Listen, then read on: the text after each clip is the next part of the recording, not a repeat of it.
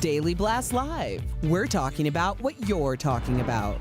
Real, honest, entertaining, live. DBL starts right now.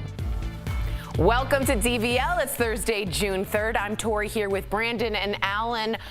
And I spilled on myself a little bit, some hot coffee, so if you see some stains, what happens at DBL. Can you tell the people what happened, that I caught you like a superhero? Thank you, Some people are saying? Thank you. Okay. No one's saying that, but you did catch me. The streets are talking. Thank you so much. That's what it's like back behind the scenes here at DBL. All right. Have you all heard about the big push to get 70% of Americans vaccinated by the 4th of July? Well, 12 states have already hit that milestone, but there are at least 6 others who haven't even made it to 50%. So yesterday, the president announced all sorts of new incentives to try and persuade people into getting the COVID vaccine. As we've mentioned, states are offering cash prizes, but now, if you get a shot, you can also get a free beer, huh? Shouldn't you get a free shot? Shouldn't I thought the same. Should be a beer and a shot. I thought the same thing. Yeah. I thought the same thing. Sports teams are offering free tickets and even seats to the Super Bowl. United is offering free flights, and in West Virginia, they are giving away guns and trucks. Awesome. So what do you guys think of all these crazy incentives? Will they work and help people overcome their hesitancy? I say, and I've said it from the beginning since the Ohio governor started this, it's a brilliant idea. Americans love to think they might win something. They'll do anything. Yes, Las Vegas is based on that. Yeah. I think it's a brilliant idea, but not so much. I mean, obviously for the Americans who are getting vaccine, yes, but it's a brilliant idea for the corporations, because think about it. You're working with the state in a sense to where you don't want that bad publicity. You don't want someone saying, hey, I got fired from Anheuser-Busch. Hey, I got fired from Corporation X because I refused to get vaxxed. Now that blows up, that goes viral. And what do we see with the whole Peloton thing? When they said Peloton was skinny shaming or body shaming, we saw people try to boycott that. So I see these corporations. That's a good point. It's a win-win. I see them, yeah, it's like rather than deal with the lawsuit and bad press, why don't we just give you a bunch of free beer that it's been in stock? Because a lot of people, you know, have been out. It hadn't been out. What about like West Virginia, like guns and trucks? What do you think? Know your audience. Yeah. It says the stand-up comedian to the other. You know, honestly, you know, whatever. Right. I caught myself for 1 second, Brandon, going, well, why do they get $1 million for something I did? I don't care. That's where I am. I don't care. Give them $10 million. Let's just get everybody vaccinated so we can get back to life. Even if you want to hate me in real life, at least you'll be face to face. I completely agree. If I can hug my mother, I'll take. You can give away $1 gazillion. Not a guilt. I don't actually know what a gazillion is, actually. All right. How many of you guys got in trouble as kids? Anyone? Raise hands. Thoughts? Okay. Absolutely. I absolutely didn't. Al, you got to raise your hand. I was terrified of my parents. Am I like one of those kids? You didn't get in trouble? I was so scared of my dad. Everybody's like, yeah, I told my mom. I was just like, I was so scared. Black parents? Are you kidding me? I had black parents I know, but you're gigantic. I don't know how. Brandon, like we talked about that yesterday. Like Brandon got himself together later in life. Yeah, like you're a late bloomer like myself. All right, well, imagine the surprise police officers got at the scene of this accident. 2 girls who are 9 and 4 took the keys to their parents' Chevy Malibu, OMG, and snuck out of the house at 3 a.m. They made it 10 miles down a freeway before crashing into a semi. Now, thankfully, I want to let everyone know no one was hurt. The girls did remember to put on their seatbelts, but their parents' car was badly damaged, and of course, the parents were horrified and very shocked to find their kids were gone. Now, the reason that the kids gave this, they were headed to California. They wanted to, quote, swim with dolphins and see the beach. So these kids are not scared of their parents. Who does this? What is that about? Did they think the Malibu took them to Malibu? Like, what is this? I think that these are parents that don't know where to put their keys. I really do. Or boundaries, all jokes aside, you know, kids get things in their head. They see their parents driving. It looks easy. They're like, oh, they don't have any sense of time and place. I'm just saying, for a 9 and 4-year-old, the reasoning, I think that they thought, we'll just go to California, hang out for a second, and come back before mom and dad wake up. It's insane, but for a 9-year-old, it's not that much of a stretch. How does she even reach the pedals? Like, I'm sorry, Al, I can't. I just came from home. I have a 10-year-old niece. I have a 3-year-old niece. There's no way I could dangle the keys right there in front of their face and tell them, you could drive to Bubble Guppy Land if you want to. They would not touch my brother or my sister-in-law's keys to hop up in that car. I think we have a problem now where a lot of parents are being too friendly to kids. I'm not necessarily blaming them. I wouldn't disagree with that. I wouldn't disagree And with that. is that considered parent shaming? You're the parent here. If we say, hey, that seems like those parents don't have enough boundaries for a 9 and a 4-year-old to think that's okay, is that parent shaming to you? Well, I wouldn't say it's parent shaming. I would say that any advice isn't always shame. You know, somebody that taught 7th grade for 5 years and has 3 children, or eat Tori with dogs. Yeah. It sounds crazy, but everything wants discipline. Discipline often comes in the form of love and vice versa. And I think things want fences, boundaries. Hey, I care about you enough to, you know, hey, you're going to know if you go past that fence how much I love you, because it's going to be real bad. Yeah. You know, so I think that's what these kids probably need. 10 miles? Like, I bet they drove better than I bet they did. Okay. They did. Wow, they did. You're never going to believe this next story. Check this out. Okay, I have a lot to say about this. Okay. This, do you guys see it? Isn't this cool? No. So this is an invisible sculpture that was created by an Italian artist. And if you're wondering where it is, it's in that square area marked off by the tape. It's called Buddha in Contemplation. Now, the artists say he made it out of air and spirit. Now that artist is walking away with more than $18,000 after selling the invisible sculpture. So the question is, who would buy this? When he said All I heard is did you hear in the studio someone goes, this is stupid. I just, Brandon, talk to me. When he said air, I'm thinking there's some sort of like inhalation going on, Right, like there smoke. might When he have been. said spirit, I'm thinking wine and spirits. You had to be feeling yourself to do this. Tori, you're the art major. I think practice it's Buddha, all brilliant. that. How? Please. Okay, so explain. art is true. It's what the people will pay for it. It's the value they put on it, right? So I'm going to show you Andy Warhol famously. What did he do? He made a soup can of Campbell's. Do we have that picture? This is what would sell for $1 gazillion, speaking of a gazillion. What? And what he is saying is that soup cans, commercialized soup cans, can be art. Anything can be art. Anything if you put a value on it, even nothingness. So someone was willing to pay $18,000 for that. Is that then a piece of art? Does that represent art? Does that create art? Is it a performance piece? What is this? What is art? It's somebody No one's that's on board. $18,000 poorer. I don't understand, but you're right. Anybody, I do think if you target the art community, no disrespect. But there is something where it is like I'm a little bit smarter than the next person. I think I see things on another level. And when you get people in that mindset, you can sell them anything. Here's an invisible hat. Here's a sensitivity rug for your brain. Think about Bansky. He shredded his own piece as soon as someone bought it. Yes, it's what most retreats are built on. I love it. I think it's brilliant. Hashtag see goop. All right, coming up on DBL, we're talking to legal expert and attorney Dan Abrams. Could Derek Chauvin get a new trial? Dan weighs in. And do you know what squish or doppelbanger means? I think I know the second one. Ooh, I do not. The new language of love. I can't believe I said it. Coming up next.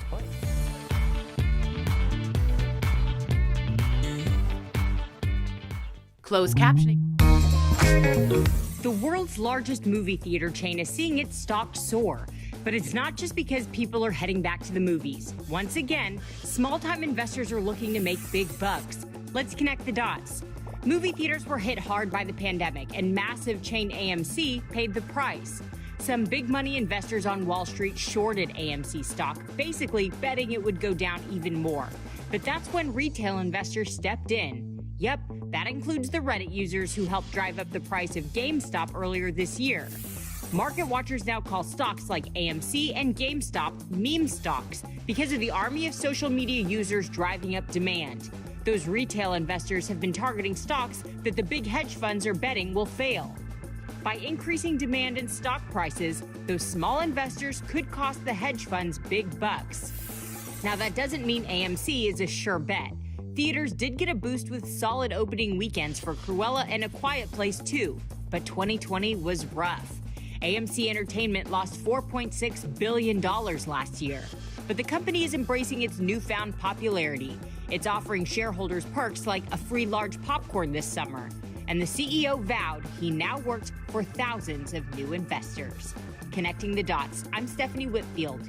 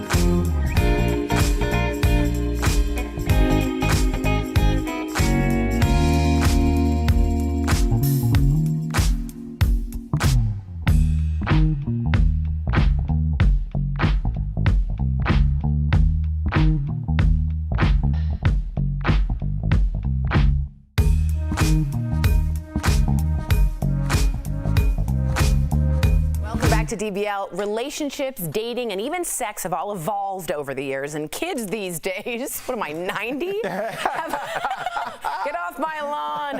Have all sorts of new terms that you may or may not know. So we're going to test ourselves, okay, here, and we want you to do it at home and just see how hip and cool we are with some of the new lingo. I think hip is not cool, first off. All right, up first is the word squish.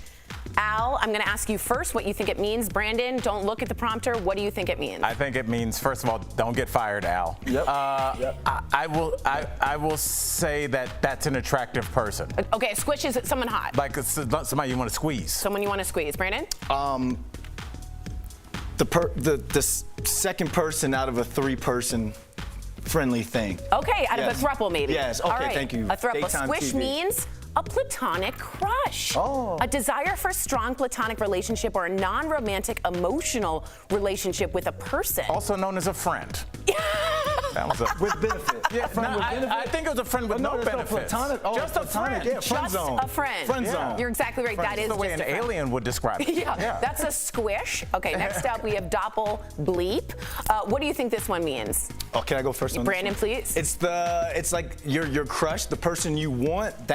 They look like that person, so that's the person you want to.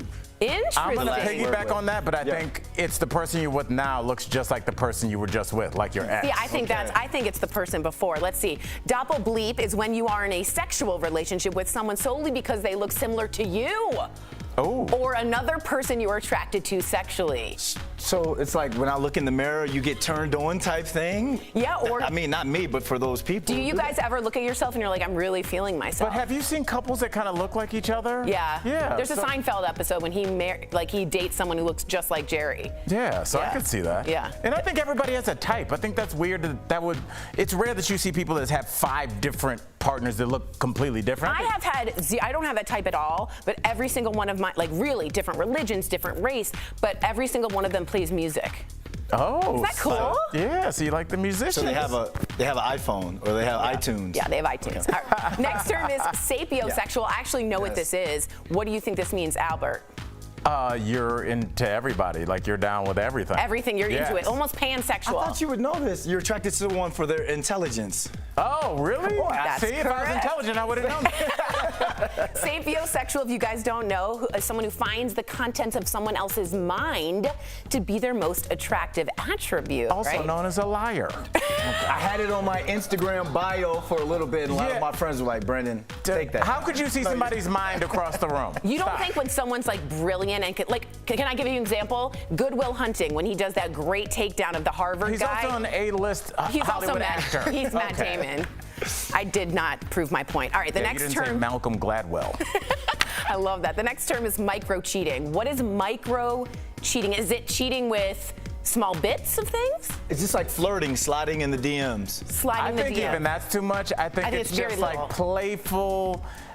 But anything you wouldn't want your partner to see, but a stranger wouldn't be like, that's cheating. I see. It's just kind of like Skating by. Hey, Brandon, missed you at work today, and like, would you have texted that, That was to anybody terrible else? flirting. Missed you at work today. But that's like the low level. I agree. you know? Micro cheating means small acts considered disloyal within a relationship. Nothing too serious, but not innocent either. So an example would be suggestive texts to other people. Hey, Brandon, missed you at work today. Yeah, you kind of nailed it. Nice job. We did this segment where Al had that jacket on. The music goes with the jacket, your whole vibe. Everybody at home, let's Getting ready to do some micro cheating.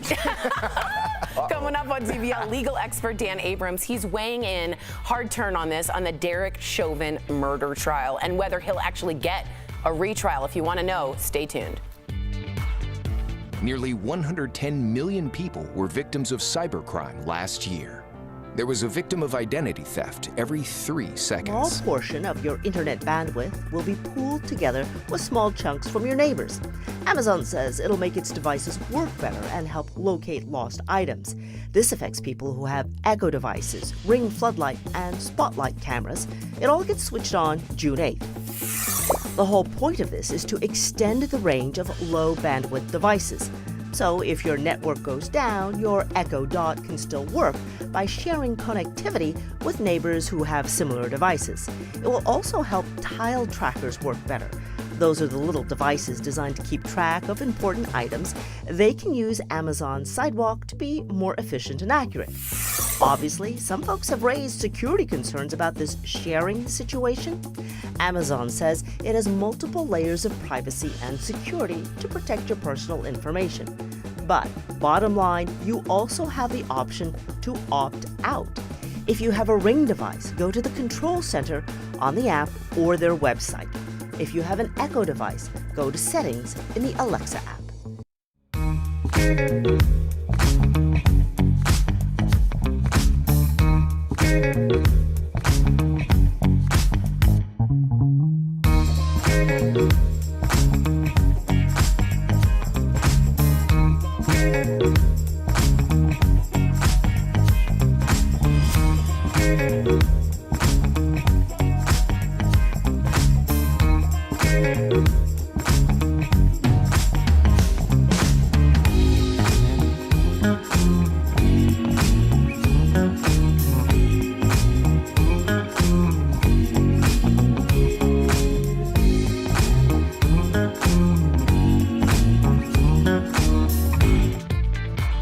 Welcome back to DBL. Now, courts are some of the most heated rooms a person can be in. But what happens when the accused takes the witness stand?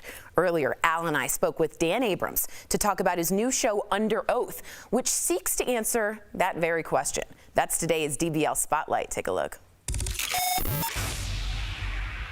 Dan Abrams, it is always a pleasure. Welcome back to DBL. We cannot wait to talk to you about your new show, Court Cam presents Under Oath. First of all, great title. But first, we just want to pick your brain a little bit, because we love it so much on the show, about the state of law enforcement in America today. So I just want to ask a question our viewers have. Derek Chauvin's lawyer has filed a motion for a new trial, arguing that some errors were made that violated Mr. Chauvin's rights. And we all wanted to know, according to you, how likely is it that Derek Chauvin will get a new trial? I think it's very unlikely he'll get a new trial. This is a fairly typical appeal.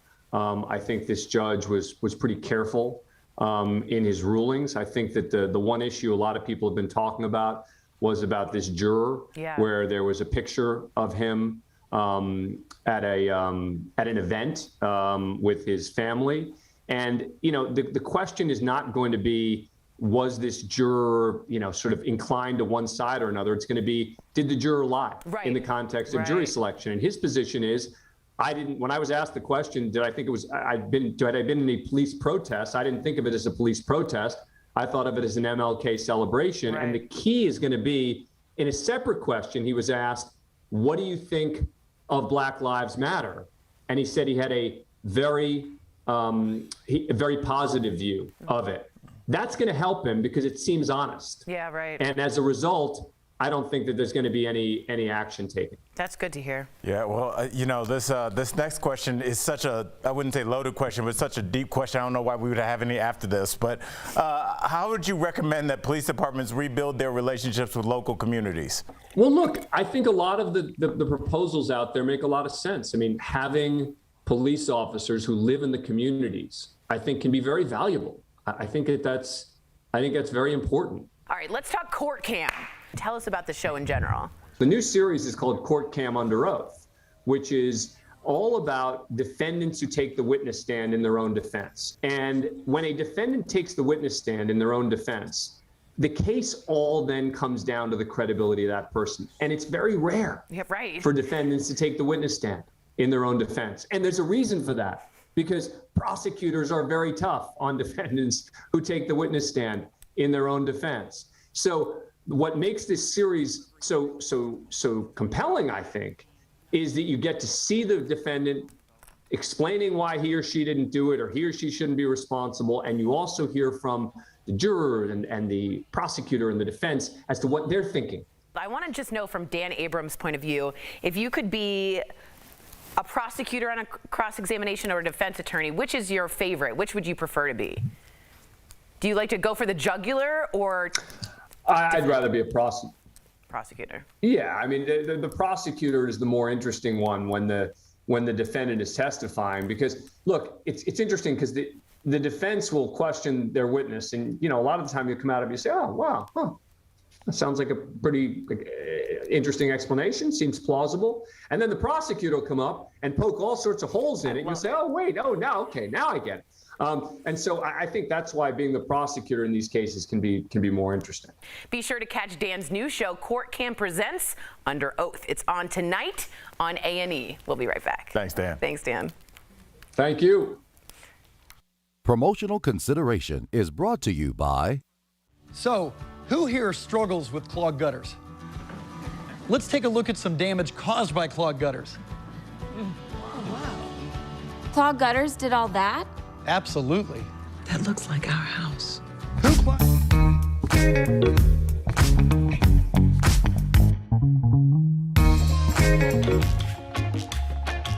After a year of canceled trips and blown plans, 2021 is all about making up for lost time. And with the weather heating up and pools opening back up, what could go wrong?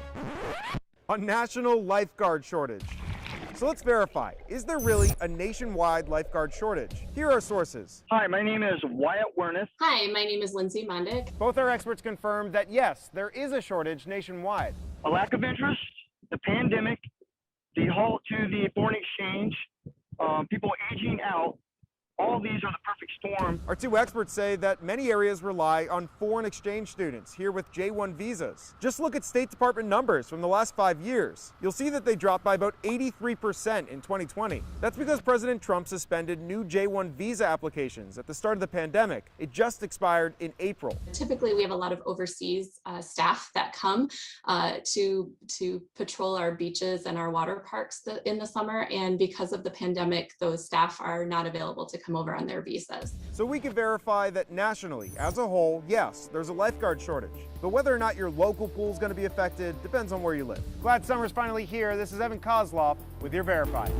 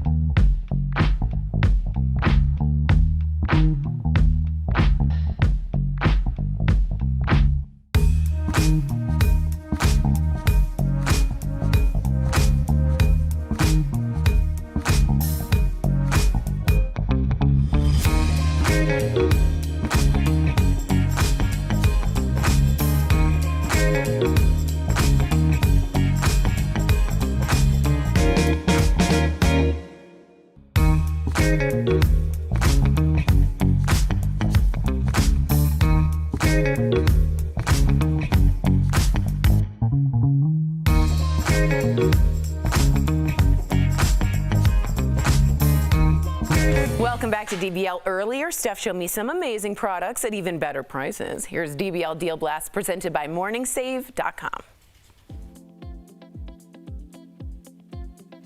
Steph, what do you have for us today? Hey Tori, I'm here with some great products and deals just for you guys. So first up, I've got something that will help tidy up your favorite accessories. It's the Heidi & Oak Large Jewelry Organizer with a bonus pouch. Oh, lovely. Yeah, normally it's as much as $100, but now it's only $24, saving our viewers 76%. And I like that when you open it, you feel like you're in Cartier, but you're just in your house. Next up, I have the perfect items to style your hair. It's the Therapy 365 3-piece hair tool set. Yes. The Tri-Curl Clipless Curling Iron Set is specially designed with 3 distinctive curling barrel sizes. The wet or dry straightening iron improves the health of your hair, and the infrared hair dryer infuses a mild heat inside your hair cuticle, speeding up drying time. So normally it's as much as $460. I was wondering, because this is a lot of This is stuff. the whole This is hair expensive, kit right? that you'll ever need. You're not going to believe this, Tori. This is my deal of the week. It's only $39. For all of it? Yes, saving up to 92%. You all are stealing at this point. Now, Tori, if you're like me and you occasionally love to pamper yourself, right? Well, this Enchant Home luxury Turkish cotton bathrobe will do just that. This is soft and absorbent. Normally it's as much as $138. We've got it for only $49, saving up to 64%. Some self-care, guys, at a great price. Okay, and last, I've got something that will be perfect for anyone's skincare regimen. It's the Teo Clean UV Sanitizing Facial Brush. Oh, wow. More capable than manual washing using powerful rotational technology. Normally, it's as much as $149. That's going to be pricey. But we've got it for only $39, saving up to 74%. Oh, I love that. Get one of these and then get really in there. Head on over, guys, to morningsave.com to snag these amazing deals at the lowest prices. You can even visit morningsave.com right on your smartphone. Thank you so much, Steph. So, you know, we always keep it real. First of all, those items look great. This was me in the morning show seconds before going on the air. We thought we'd show you. So I spilled scalding coffee, and Sharon so thankfully grabbed a hair dryer and blow dried me down. I think that people want to get it on TV because they think it's so glamorous. Yeah. Isn't that a perfect encapsulation of what TV is? All the beauty in It's front just of the me and camera, Sharon with the blow you dryer. And Sharon. Totally. Thank you, Sharon. Handle it like a pro. Handle it like a pro. 3rd-degree burns, I'm fine. We'll see you same time, same place tomorrow. Bye, guys.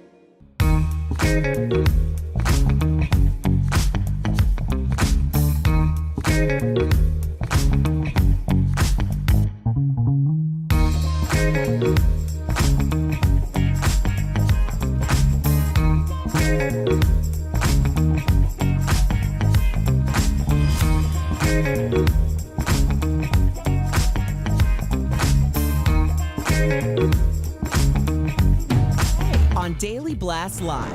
Beer, cash, Super Bowl tickets, and plane rides for life? The insane incentives to get more people vaccinated. A 9-year-old and her 4-year-old sister steal their parents' car to go on a wild joyride. You won't believe how far they made it. Chris Harrison is out as host of Bachelor in Paradise, the big name who's replacing him. And the hilarious Larry the Cable Guy is here. I gotta go. No, I gotta go. Real, honest, entertaining, live. DBL starts right now. Get her done. That was, of course, Larry the Cable Guy and his lovely wife, Kara. We can't wait to hear from them coming up, so stay tuned for that. Welcome to DBL. It is Thursday, June 3rd. I'm Sam here with Jeff and Al. Tori joins us from home. Okay, so let's get right to it because I know that a lot of you, we're all hoping to fully get back to normal, right? But we got to wait for herd immunity. So have you all heard about the big push to get 70% of Americans vaccinated by the 4th of July? That's right around the corner. 12 states have already hit that milestone, but there are at least 6 others who haven't even made it to 50%. So yesterday, the president announced all sorts of new incentives to try and persuade people into getting the COVID vaccine. As we mentioned, states are offering cash prizes, but now if you get a shot, you can also get a free beer. Sports teams are offering free tickets, even seats to the Super Bowl. United is offering free flights, and in West Virginia, they are giving away guns and trucks. Interesting.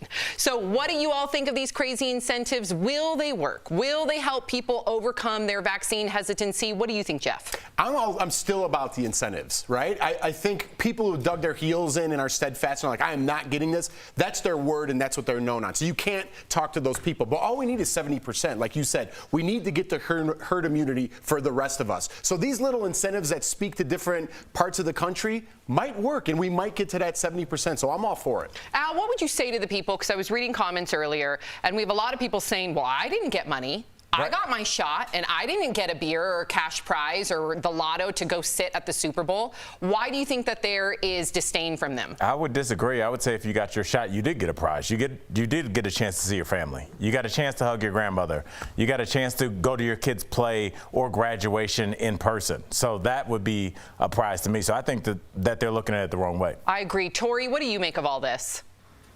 I think it's brilliant. And just so you know, the stats back that up. In Ohio, when they offered the lottery, it went up by 33%. And then finally at 48%, vaccinations went up. Americans love nothing more than thinking they're going to win something. That's how it is. I think it's a brilliant, do as much as you can, as far as you can, and as wide as you can. All right. Thank you, Tori. How can we do something as wide as we can? I don't know. She meant like as wide as the country. Do it as far as you can. I was going to jump on it too. I was too early. No, I'll explain why. You explain. Yeah, widespread. I got you, Tori. Widespread.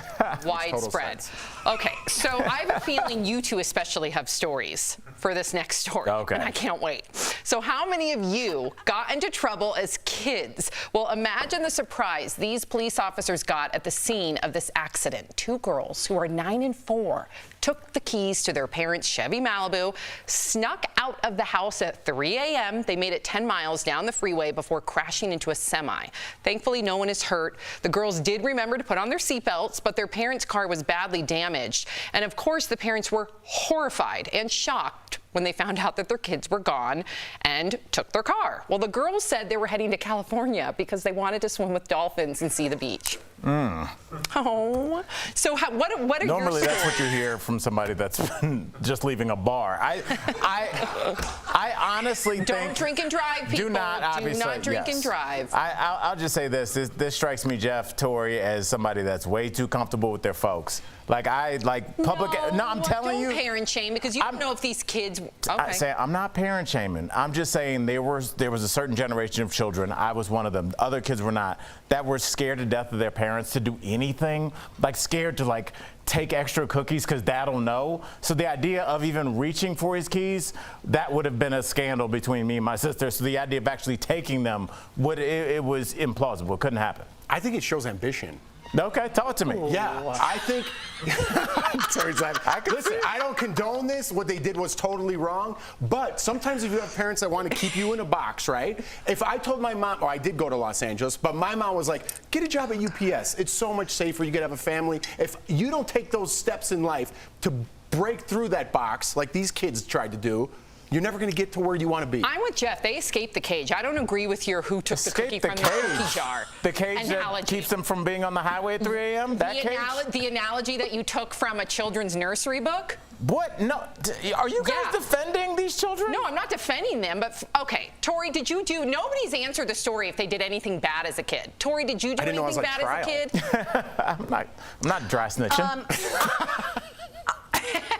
I I was really sassy with my parents, and one time when I slammed the door, I'd slam it and open, and slam it and open, and slam it and open until the door fell over and I broke the door. That was pretty bad. We did that too. My dad took all of our doors off the hinges. All of them off the hinges. Maybe he just didn't trust what you were doing in there. No, he took them all off the hinges because he could not stand his 3 daughters constantly doing the Tory, opening and shutting the door hard. Y'all did not go up in You just yelled at us for not answering the question, and then you didn't answer the question. I just did. Oh, my own really bad story? Yeah, you got to say it now. Well, it wasn't too bad. I did throw a party. It became way out of control. Like, this was junior year, everybody showed up. Everybody under the sun decided to come to Sam's house when I was very strategic, invited like 12 of my friends. But I would say like 100 people showed up. I called the cops on myself to get those people. What a nerd. What a nerd alert. Tori, you're Blink 182 play there? It sounds like American Pie. Yeah, it's a part from old school. What are you talking? I'm sure everybody threw a party at their house. You probably See, just did. listen to this, Jeff. I'm telling you, I'm hearing like cultural differences because like you guys talking about slamming doors in a black household. You couldn't even stomp up the stairs too loud. My mom would be like, why are you stomping up the stairs? And then you got to walk quieter upstairs. Like there's no slamming of doors, especially repeatedly, Tori. Okay. All right, we got to get to the next story. Sometimes we think we're at a campfire and we could just keep going and going and going. So thank you, Chris, for telling us to. Okay. Yeah. So you're never going to believe this next story. Check this out. This is an invisible sculpture that was created by an Italian artist. If you're wondering where it is, well, it's in that square area marked off by the tape. It's called Buddha in Contemplation. The artists say he made it out of air and spirit. Now that artist is walking away with 18 grand, you guys, after selling the invisible sculpture. So the question is, who would buy this? Tori, you're the art major. What's going on here? Wait, I got a surprise for you, Sam. I got the sculpture. You thief.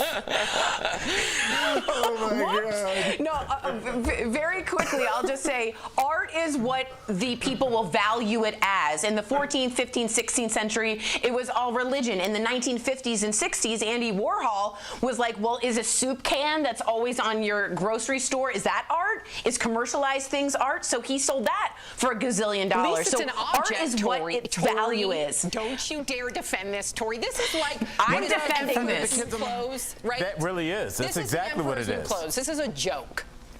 Well, but that's a thought. That's a critique of where art is now. Well, hold on. Speaking of visible things, I'm breaking the invisible fourth wall because right before the show started, our executive producer Chris comes over and goes, "Hey, maybe make a joke and pretend it's on the desk." Right? In my ear, Raj goes, "Hey, pretend it's right in front of you." And then Tori goes first. She goes, "Look what I got." Earning your paycheck today. We are well produced at this show. Do I have a quarter behind my ear, Tori? What's that, little fella? What? The quarter behind the ear. That was good. Your grandfather never did the quarter behind the ear? He did that. This one. Come here. Come here. What's this? On your shirt? I'm not looking down. It doesn't count if I don't look down. Then you just hit me in the face. Okay, coming up on DBL. Wow. Wow. Off the rails. No. Okay.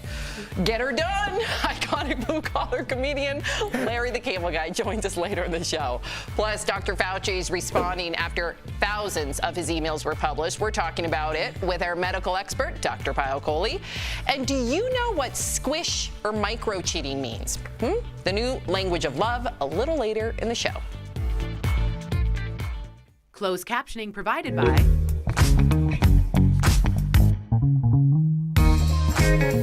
The world's largest movie theater chain is seeing its stock soar. But it's not just because people are heading back to the movies. Once again, small-time investors are looking to make big bucks. Let's connect the dots. Movie theaters were hit hard by the pandemic, and massive chain AMC paid the price. Some big money investors on Wall Street shorted AMC stock, basically betting it would go down even more. But that's when retail investors stepped in. Yep, that includes the Reddit users who helped drive up the price of GameStop earlier this year. Market watchers now call stocks like AMC and GameStop meme stocks because of the army of social media users driving up demand. Those retail investors have been targeting stocks that the big hedge funds are betting will fail. By increasing demand and stock prices, those small investors could cost the hedge funds big bucks. Now, that doesn't mean AMC is a sure bet. Theaters did get a boost with solid opening weekends for Cruella and A Quiet Place 2, but 2020 was rough. AMC Entertainment lost $4.6 billion last year. But the company is embracing its newfound popularity. It's offering shareholders perks like a free large popcorn this summer. And the CEO vowed he now works for thousands of new investors. Connecting the dots, I'm Stephanie Whitfield.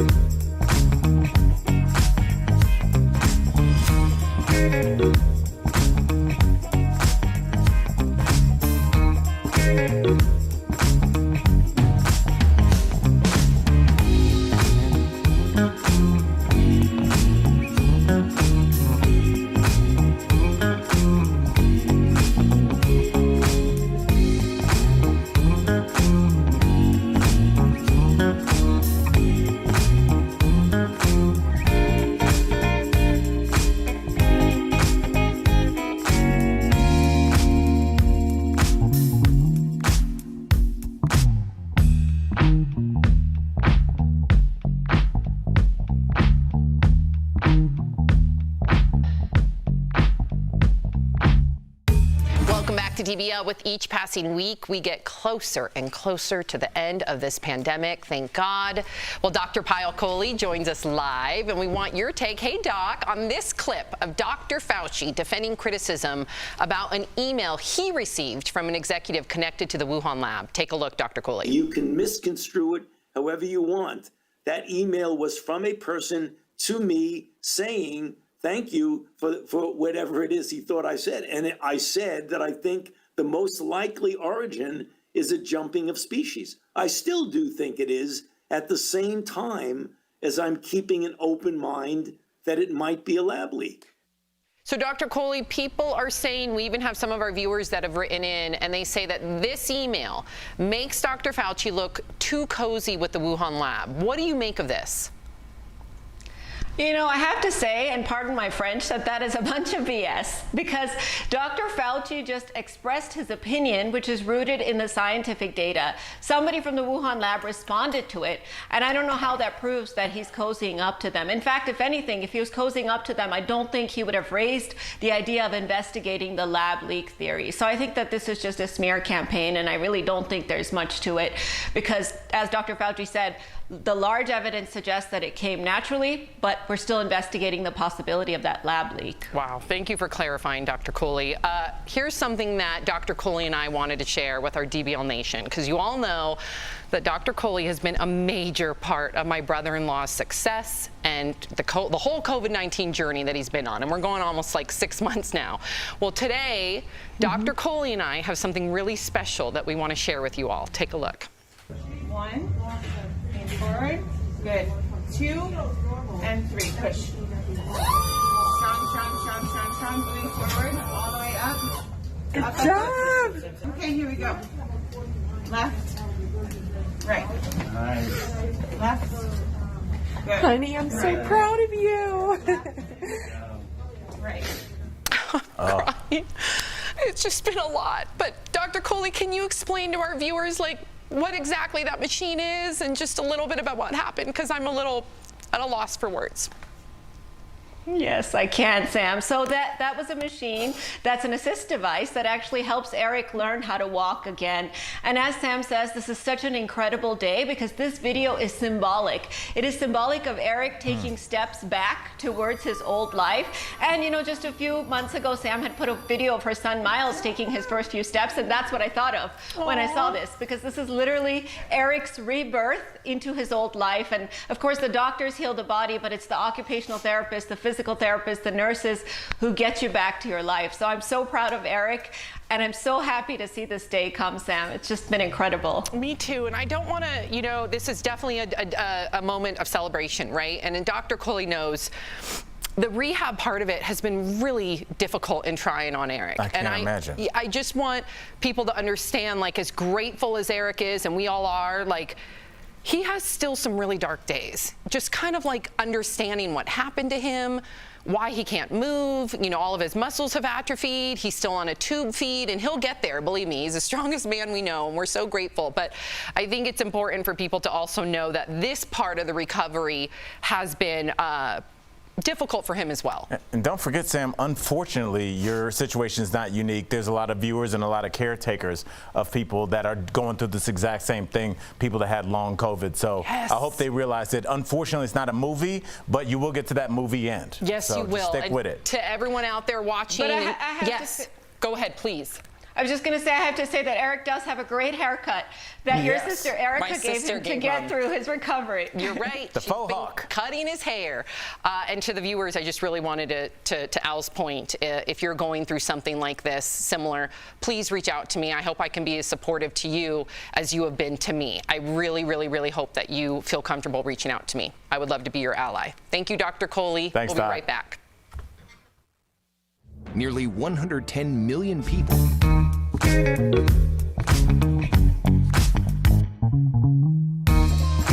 The program is called Amazon Sidewalk. The company says a small portion of your internet bandwidth will be pooled together with small chunks from your neighbors. Amazon says it'll make its devices work better and help locate lost items.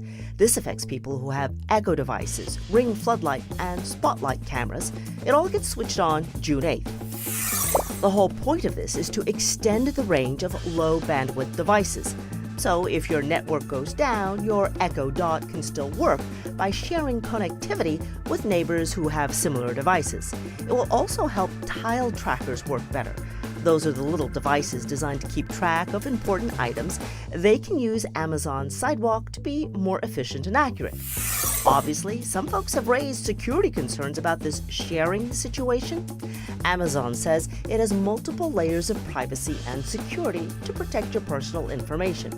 But bottom line, you also have the option to opt out. If you have a Ring device, go to the Control Center on the app or their website. If you have an Echo device, go to Settings in the Alexa app.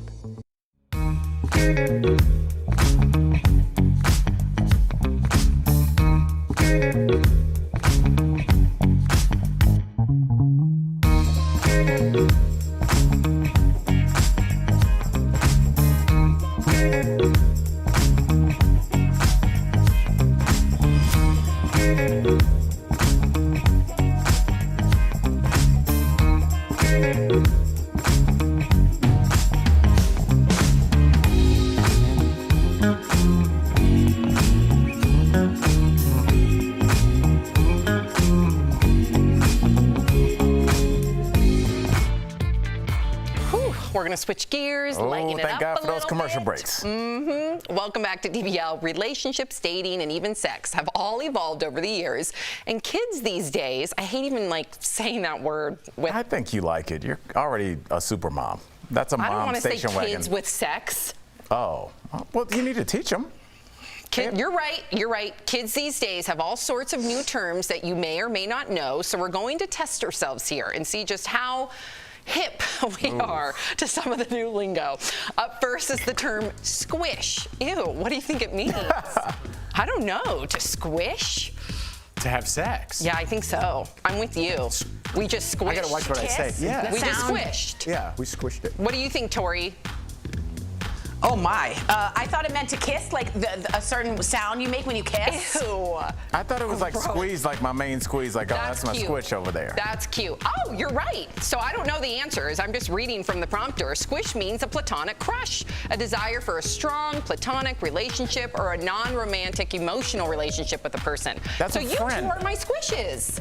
No, well, yeah, yes. Yeah, you're my platonic love. But then I love you everybody's two. your squish. No, not everyone's my squish. Except for your husband, yes. Not everyone's our friend. Okay. Okay, the All right, next keep term. it gangster. The next term I want to hear directly from Jeffrey. Sapiosexual. What do you think it means? I feel like I'm gonna offend somebody here. Okay, then.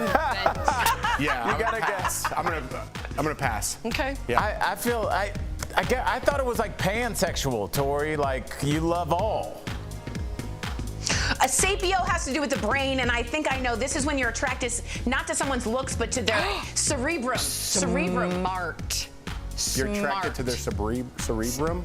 The brain. The brain. Just say that. It's just such a lie. You're not. Let's You're see. not. Okay, well, let's see if Tori's right. Sapiosexual is someone who finds the contents of someone else's mind to be their most attractive attribute above and before their physical characteristics. Good job, Tori. Do we have a picture 2 of points lips for or Tori. cerebrum up there? Okay.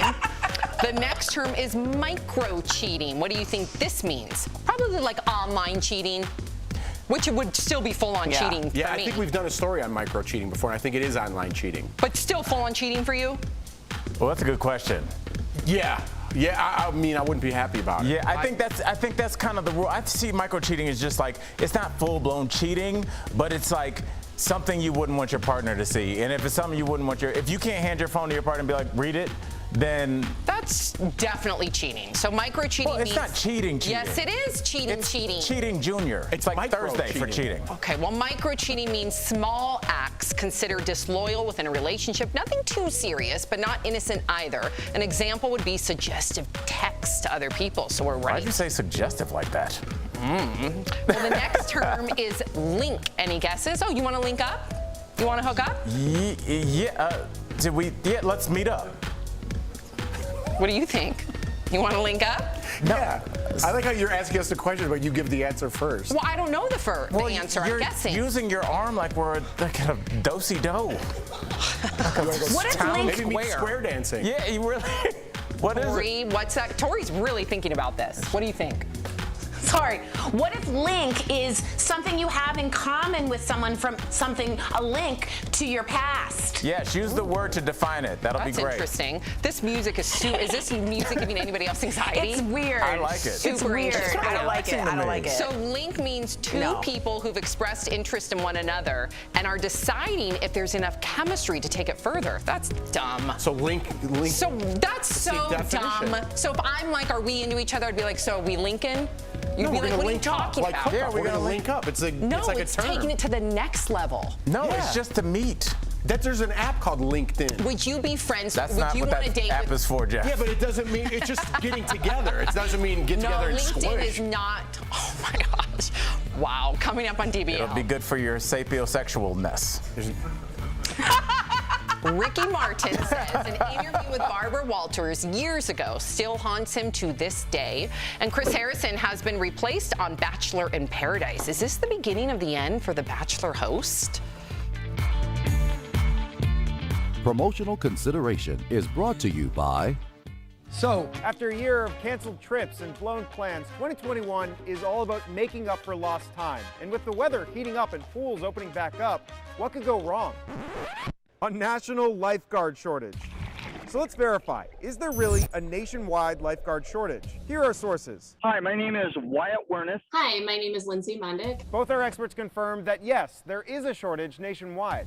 A lack of interest, the pandemic, the halt to the foreign exchange, people aging out, all these are the perfect storm. Our two experts say that many areas rely on foreign exchange students here with J-1 visas. Just look at State Department numbers from the last 5 years. You'll see that they dropped by about 83% in 2020. That's because President Trump suspended new J-1 visa applications at the start of the pandemic. It just expired in April. Typically, we have a lot of overseas staff that come to patrol our beaches and our water parks in the summer. And because of the pandemic, those staff are not available to come over on their visas. So we can verify that nationally, as a whole, yes, there's a lifeguard shortage. But whether or not your local pool is going to be affected depends on where you live. Glad summer's finally here. This is Evan Kozloff with your Verify.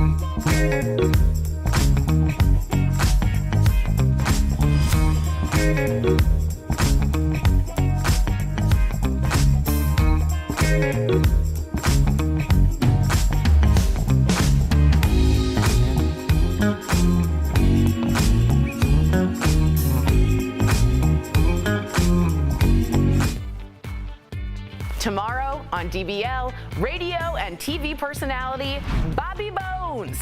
Why on earth is he putting his life on the line in his brand new show? Stop right there. Whoa, whoa, whoa, whoa. What's going on? Just because I'm going to struggle doesn't mean I'm not going to try it.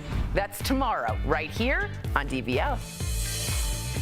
Don't miss it. And if you're leaving us, you can watch the second half of the show on Facebook or YouTube. But if you're sticking around, here's what's coming up. Iconic comedian Larry the Cable Guy is here and making us laugh. And Chris Harrison has been replaced on Bachelor in Paradise. Will he ever return to the Bachelor franchise? DBL's new every day. We'll be right back.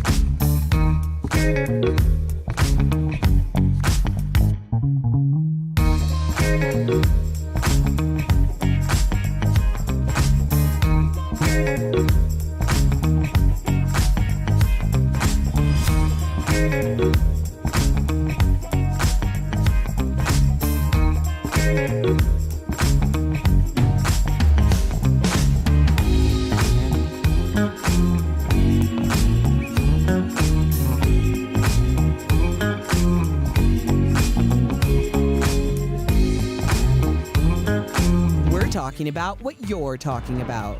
Real, honest, entertaining, live. DBL starts right now. Welcome to DBL. I'm Sam here with Jeff and Al. Tori joins us from home. All right, so it looks like Chris Harrison won't be returning to Bachelor in Paradise. Chris has hosted the franchise spinoff for all 6 seasons. Back in February, Chris said he was stepping aside from hosting the Bachelor shows after he defended a contestant who attended an Old South party on a plantation. It's reported that Bachelor Nation superfan David Spade will fill in, along with a list of other guest hosts. David hasn't officially confirmed the news, but he did repost several Instagram stories about him stepping in for Chris. Bachelor in Paradise airs August 16th on ABC. Do we think that this is the beginning of the end for Chris Harrison? Do you think he'll ever have a road to redemption, or has he been canceled? I hope not. And I'm not sticking up for what he did in any way. I want to make that clear, but I hope not. And I was actually thinking, I hope one of the guest hosts is Chris Harrison. I hope he could kind of get his foot back in the door. What he said, right, I don't defend, but should he lose his whole career in franchise over this? To me, I don't think so. I think there's room for growth there. I think he could use it. I think the show could use it in a positive way. What do you make of this, Al? Yeah, you know, the bottom line is, and we all know this every time we open our mouth on this show, you can lose a gig. And I think where he stepped in it, Jeff, was that he got his chance to kind of redeem himself. He had an interview with who's the Rachel young, Lindsay. yes, and he doubled down almost. And that, I think that was the proverbial nail in the coffin for him, and I think that's why he didn't continue. I think if he had been contrite in that interview, we wouldn't be doing the story. Interesting. Okay, so let's prompter. Thank you. All right, so Ricky Martin is speaking out about an old interview he did with Barbara Walters. Ricky told People magazine the interview he did with Barbara back in 2000 gave him PTSD because she kept asking him to address rumors he was gay. Here is a clip from the interview. You could say, as many artists have, yes, I am gay, or you could say, no, I'm not. Do you know that this is being said, and thank you so and you're even much being named? for giving me the opportunity to express the rumors. But Barbara, for some reason, I just don't feel like it. Wow, Ricky didn't come out until 2010 on his official website. He told People he just wasn't ready before then. Watch. I felt a bit trapped. I felt, I even felt a bit violated because I was just not ready to come out. And I don't think nowadays that question can even be asked. A lot of people say, what would you do differently? Well, maybe I would have come out in that interview. It would have been great because when I came out, it just felt amazing. But that day, I felt I was very afraid. I was not ready. And in 2010, Barbara addressed the interview and called the question about Ricky's sexuality inappropriate. So, Tori, in your opinion, was Barbara Walters out of line? Could you ask a question like that today? What do you think? No, absolutely not. When you out someone or ask someone about their sexuality, it's about power. And from the people that I've spoken to in the LGBTQ community, that moment that they come out, that they choose, is very important because it's not on anyone else's timeline. And Barbara Walters was trying to take that power away from him for a lifetime. So I think it was completely inappropriate. And Sam reminds me of like why Naomi Osaka doesn't necessarily want to do press, because things like that can be questioned to get a gotcha moment. And then you're kind of like mentally changed for the whole game. So I just thought it was completely inappropriate and no one would ask that today. No. I'll take the other side of that coin. I totally agree with you, Tori. You cannot ask that. And the way she asked it, you definitely cannot ask that today.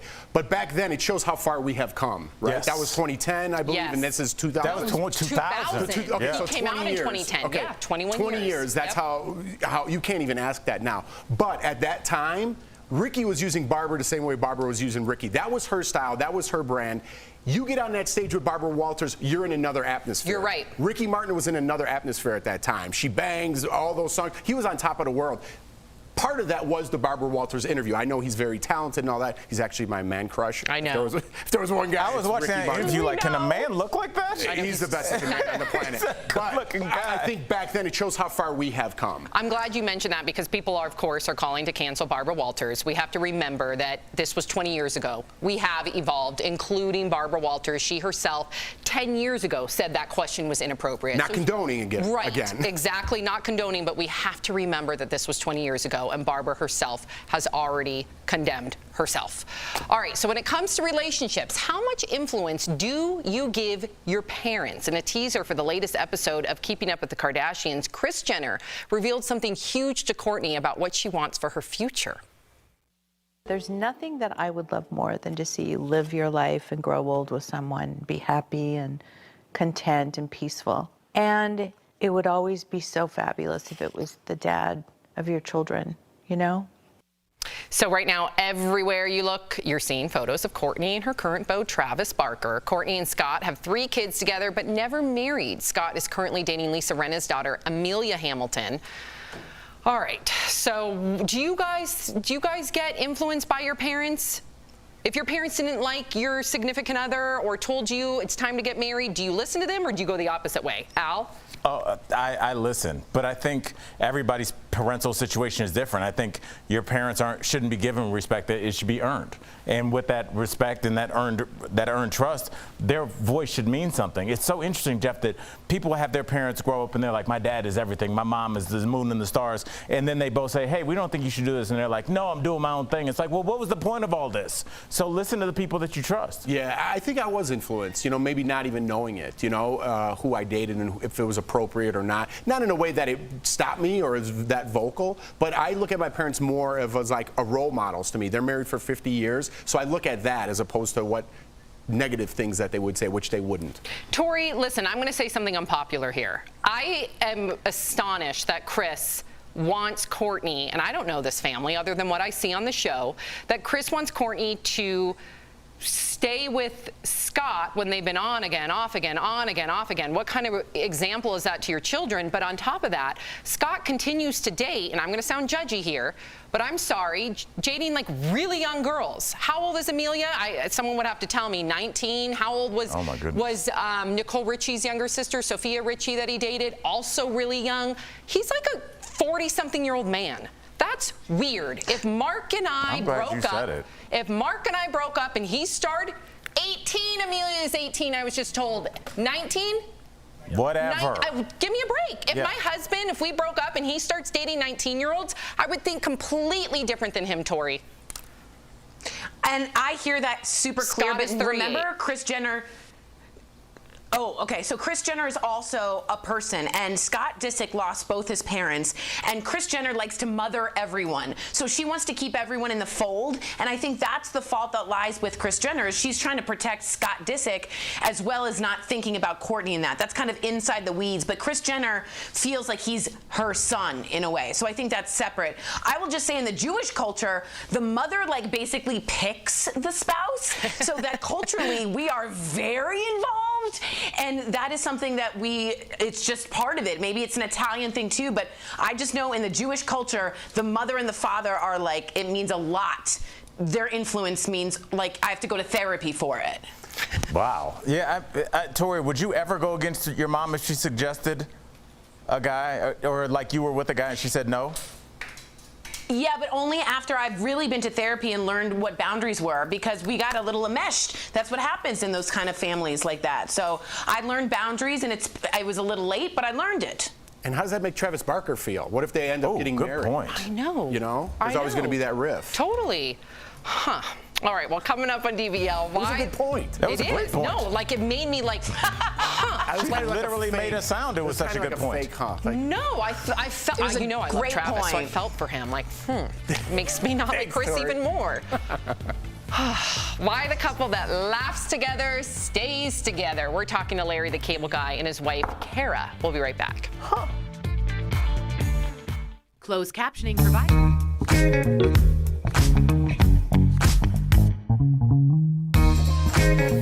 The world's largest movie theater chain is seeing its stock soar. But it's not just because people are heading back to the movies. Once again, small-time investors are looking to make big bucks. Let's connect the dots. Movie theaters were hit hard by the pandemic, and massive chain AMC paid the price. Some big-money investors on Wall Street shorted AMC stock, basically betting it would go down even more. But that's when retail investors stepped in. Yep, that includes the Reddit users who helped drive up the price of GameStop earlier this year. Market watchers now call stocks like AMC and GameStop meme stocks because of the army of social media users driving up demand. Those retail investors have been targeting stocks that the big hedge funds are betting will fail. By increasing demand and stock prices, those small investors could cost the hedge funds big bucks. Now, that doesn't mean AMC is a sure bet. Theaters did get a boost with solid opening weekends for Cruella and A Quiet Place 2, but 2020 was rough. AMC Entertainment lost $4.6 billion last year. But the company is embracing its newfound popularity. It's offering shareholders perks like a free large popcorn this summer. And the CEO vowed he now worked for thousands of new investors. Connecting the dots, I'm Stephanie Whitfield.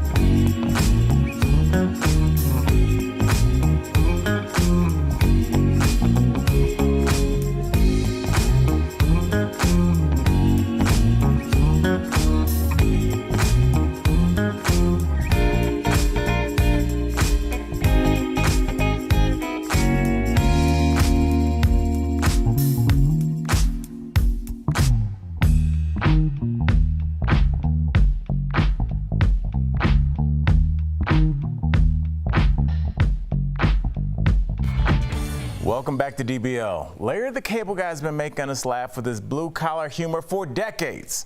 Earlier, Tori and I talked with Larry and his wife, Cara, about life on their Nebraska farm and her new book about faith. That's today's Chatting with the Stars. Larry, Cara, thank you so much for joining us on DBL. Now, I just learned that, Larry, your real name's actually Dan.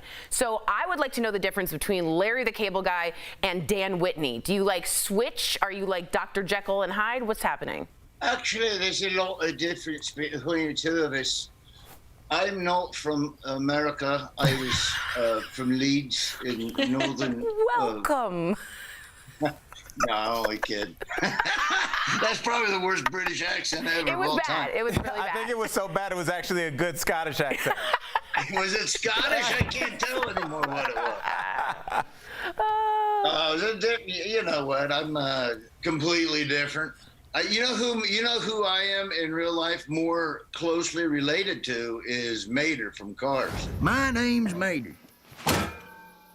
Mater? Yeah, like tomato, but without the tuh. When you see me as Mater in the little cartoon tow truck, I really threw a lot of myself into that little character. I love that character too. Cara, what's it like for you to be married to two different men? Is it good? I think you get two different dates? Like, what's happening? Spicy. Well, one pays the bills, and the other one is very sweet and funny. So, yeah, I like them both. I mean, I'm very lucky that way. Yeah, you know what? I do, too. I'm living vicariously through Larry the Cable Guy, who pays for all my golf stuff. All right, Larry and Cara, how is life on the farm, all right? You raise horses. You just brought in 2 calves. We have their pictures. Let's take a look at the boo-boo. That just killed everybody in the studio. Everyone's, that's how cute those. That is ridiculous. How good of a farmhand is your husband, Cara, and how is the farm? Here's how good a farmhand I am. I ate one of them already. Oh my God. I gotta go. I gotta go. I'm kidding. That's when the beef is most tender. That is terrible. Cara, tell us about them. Oh, that's awful. They're a lot bigger now, but still very cute. We brought those 2 in around December, and it just happened to be the coldest winter on record in the state of Nebraska. Ooh. So we, of course, right? Anyone who grows up on a farm knows that's when all of it breaks loose. You know how cold it was? How cold? The ice cream machine at McDonald's was working. There are conspiracy theories about the ice cream machine at McDonald's. It's really, go down a YouTube rabbit hole about the conspiracy theories about why it's always broken. I've been on Reddit about it. It's crazy.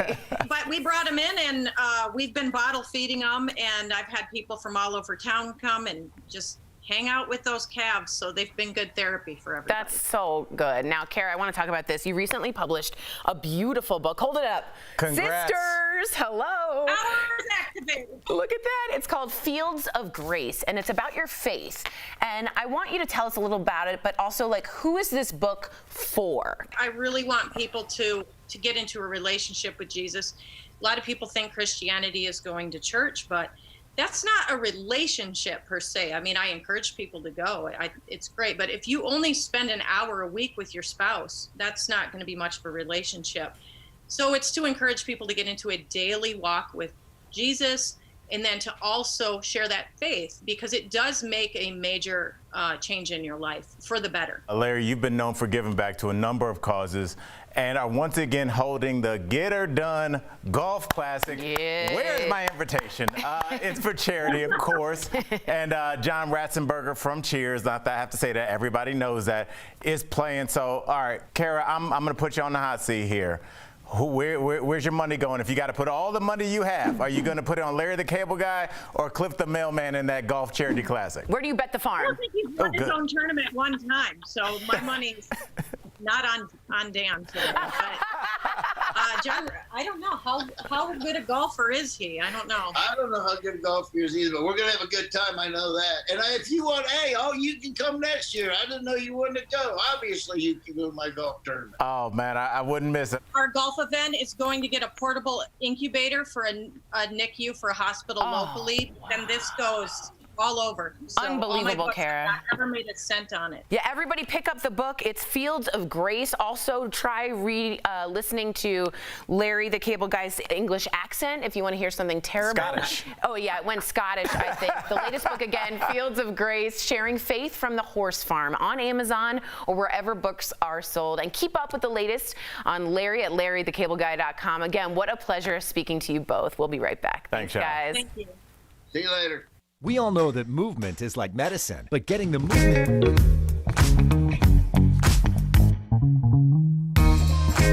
The program is called Amazon Sidewalk. The company says a small portion of your internet bandwidth will be pooled together with small chunks from your neighbors. Amazon says it'll make its devices work better and help locate lost items. This affects people who have Echo devices, Ring floodlight, and Spotlight cameras. It all gets switched on June 8th. The whole point of this is to extend the range of low bandwidth devices. So if your network goes down, your Echo Dot can still work by sharing connectivity with neighbors who have similar devices. It will also help tile trackers work better. Those are the little devices designed to keep track of important items. They can use Amazon Sidewalk to be more efficient and accurate. Obviously, some folks have raised security concerns about this sharing situation. Amazon says it has multiple layers of privacy and security to protect your personal information. But bottom line, you also have the option to opt out. If you have a Ring device, go to the Control Center on the app or their website. If you have an Echo device, go to Settings in the Alexa app.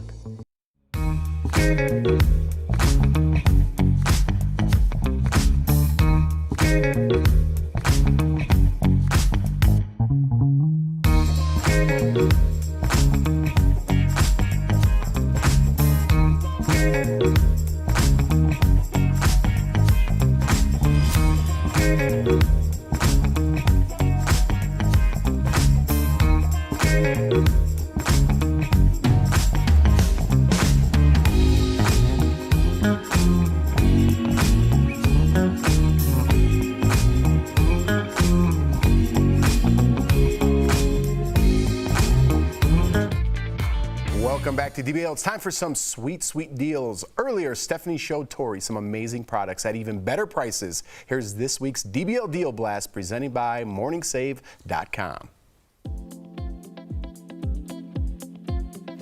Steph, what do you have for us today?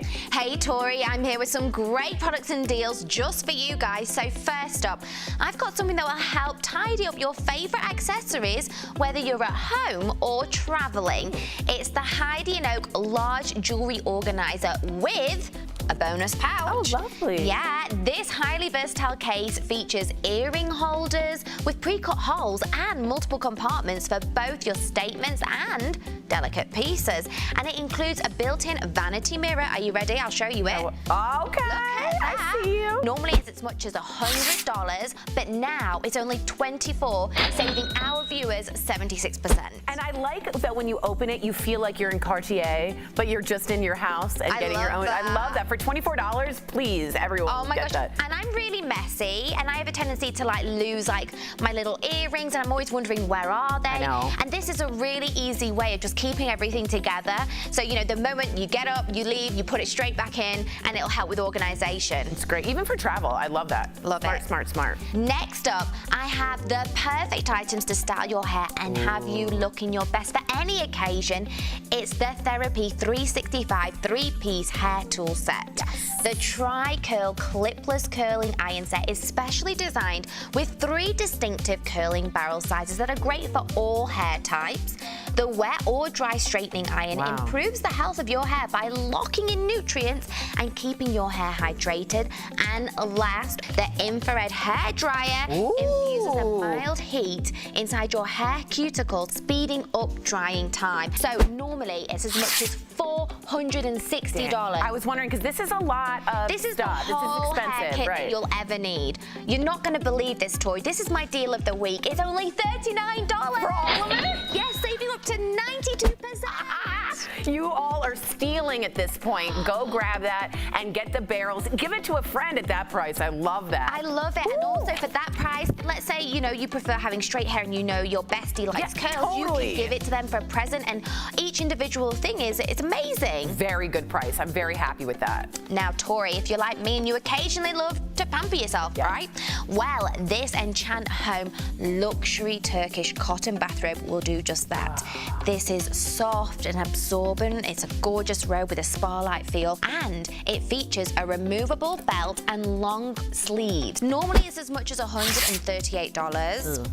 We've got it for only $49, saving up to 64%. Some self-care, guys, at a great price. You don't want to put a price on that, but that's so nice in the morning to go out with your coffee. I love it. Love that. Great price. Good present, too. I can see you nipping out with your little doggies in bathrobe. Oh, it's the best. Let them out, then come back in. You're covered, you're comfy, it's cozy. I love it. Love this. Okay, and last, I've got something that will be perfect for anyone's skincare regimen. It's the Teo Clean UV Sanitizing Facial Brush. Oh, wow. More capable than manual washing, this brush comfortably cleanses using powerful rotational technology. I'm going to show you how. Look at this. So you see? Whoa. And it is silky soft. These bristles thoroughly sweep through your pores to safely dislodge dirt, dead skin cells, makeup residue. And normally, are you ready? It's as much as $149. That's going to be pricey. But we've got it for only $39, saving up to 74%. Oh, I love that. And this is the new thing, guys, technology to get your pores clean. It's no longer just washing the face. No, that's basic. Get one of these and then get really in there, because I like to scrub. I like how it looks as well. Yeah, I think it's really snazzy. minimal. Yeah, I like that a lot. Head on over, guys, to morningsave.com to snag these amazing deals at the lowest prices. You can even visit morningsave.com right on your smartphone. Thank you so much, Steph. We'll be right back. Promotional consideration is brought to you by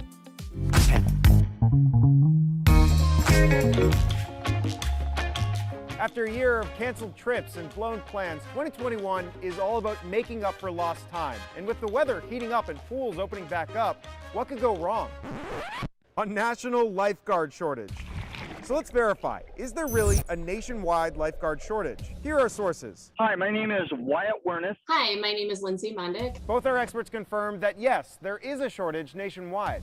A lack of interest, the pandemic, the halt to the foreign exchange, people aging out, all these are the perfect storm. Our two experts say that many areas rely on foreign exchange students here with J1 visas. Just look at State Department numbers from the last 5 years. You'll see that they dropped by about 83% in 2020. That's because President Trump suspended new J1 visa applications at the start of the pandemic. It just expired in April. Typically, we have a lot of overseas staff that come to patrol our beaches and our water parks in the summer. And because of the pandemic, those staff are not available to come over on their visas. So we can verify that nationally, as a whole, yes, there's a lifeguard shortage.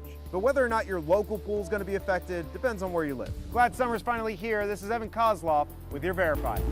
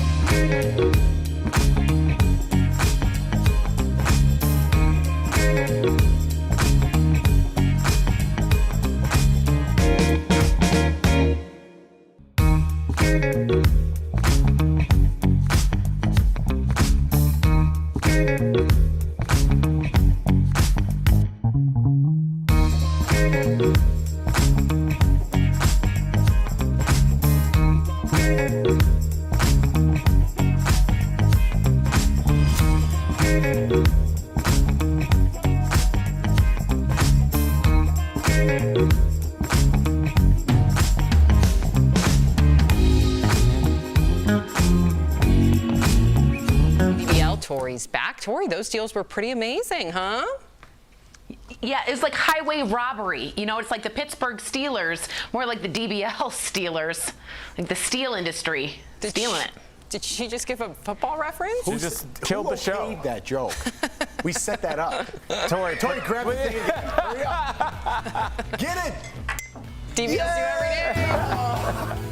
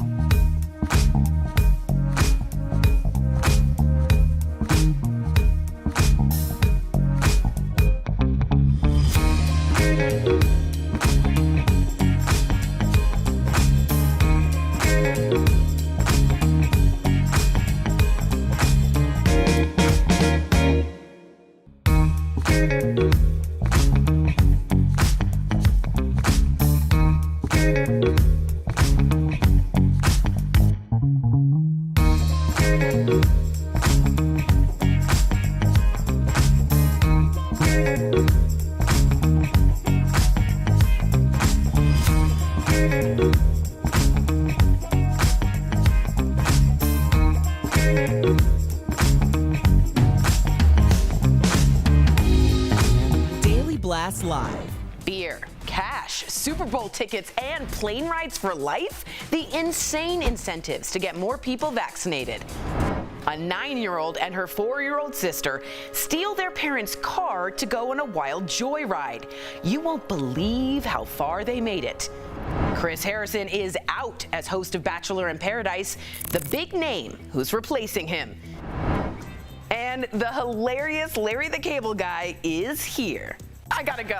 No, I gotta go. Real, honest, entertaining, live. DBL starts right now. Get her done. That was, of course, Larry the Cable Guy and his lovely wife, Kara. We can't wait to hear from them coming up, so stay tuned for that. Welcome to DBL. It is Thursday, June 3rd. I'm Sam here with Jeff and Al. Tori joins us from home. Okay, so let's get right to it because I know that a lot of you, we're all hoping to fully get back to normal, right? But we got to wait for herd immunity. So have you all heard about the big push to get 70% of Americans vaccinated by the 4th of July? That's right around the corner. 12 states have already hit that milestone, but there are at least 6 others who haven't even made it to 50%. So yesterday, the president announced all sorts of new incentives to try and persuade people into getting the COVID vaccine. As we mentioned, states are offering cash prizes, but now if you get a shot, you can also get a free beer.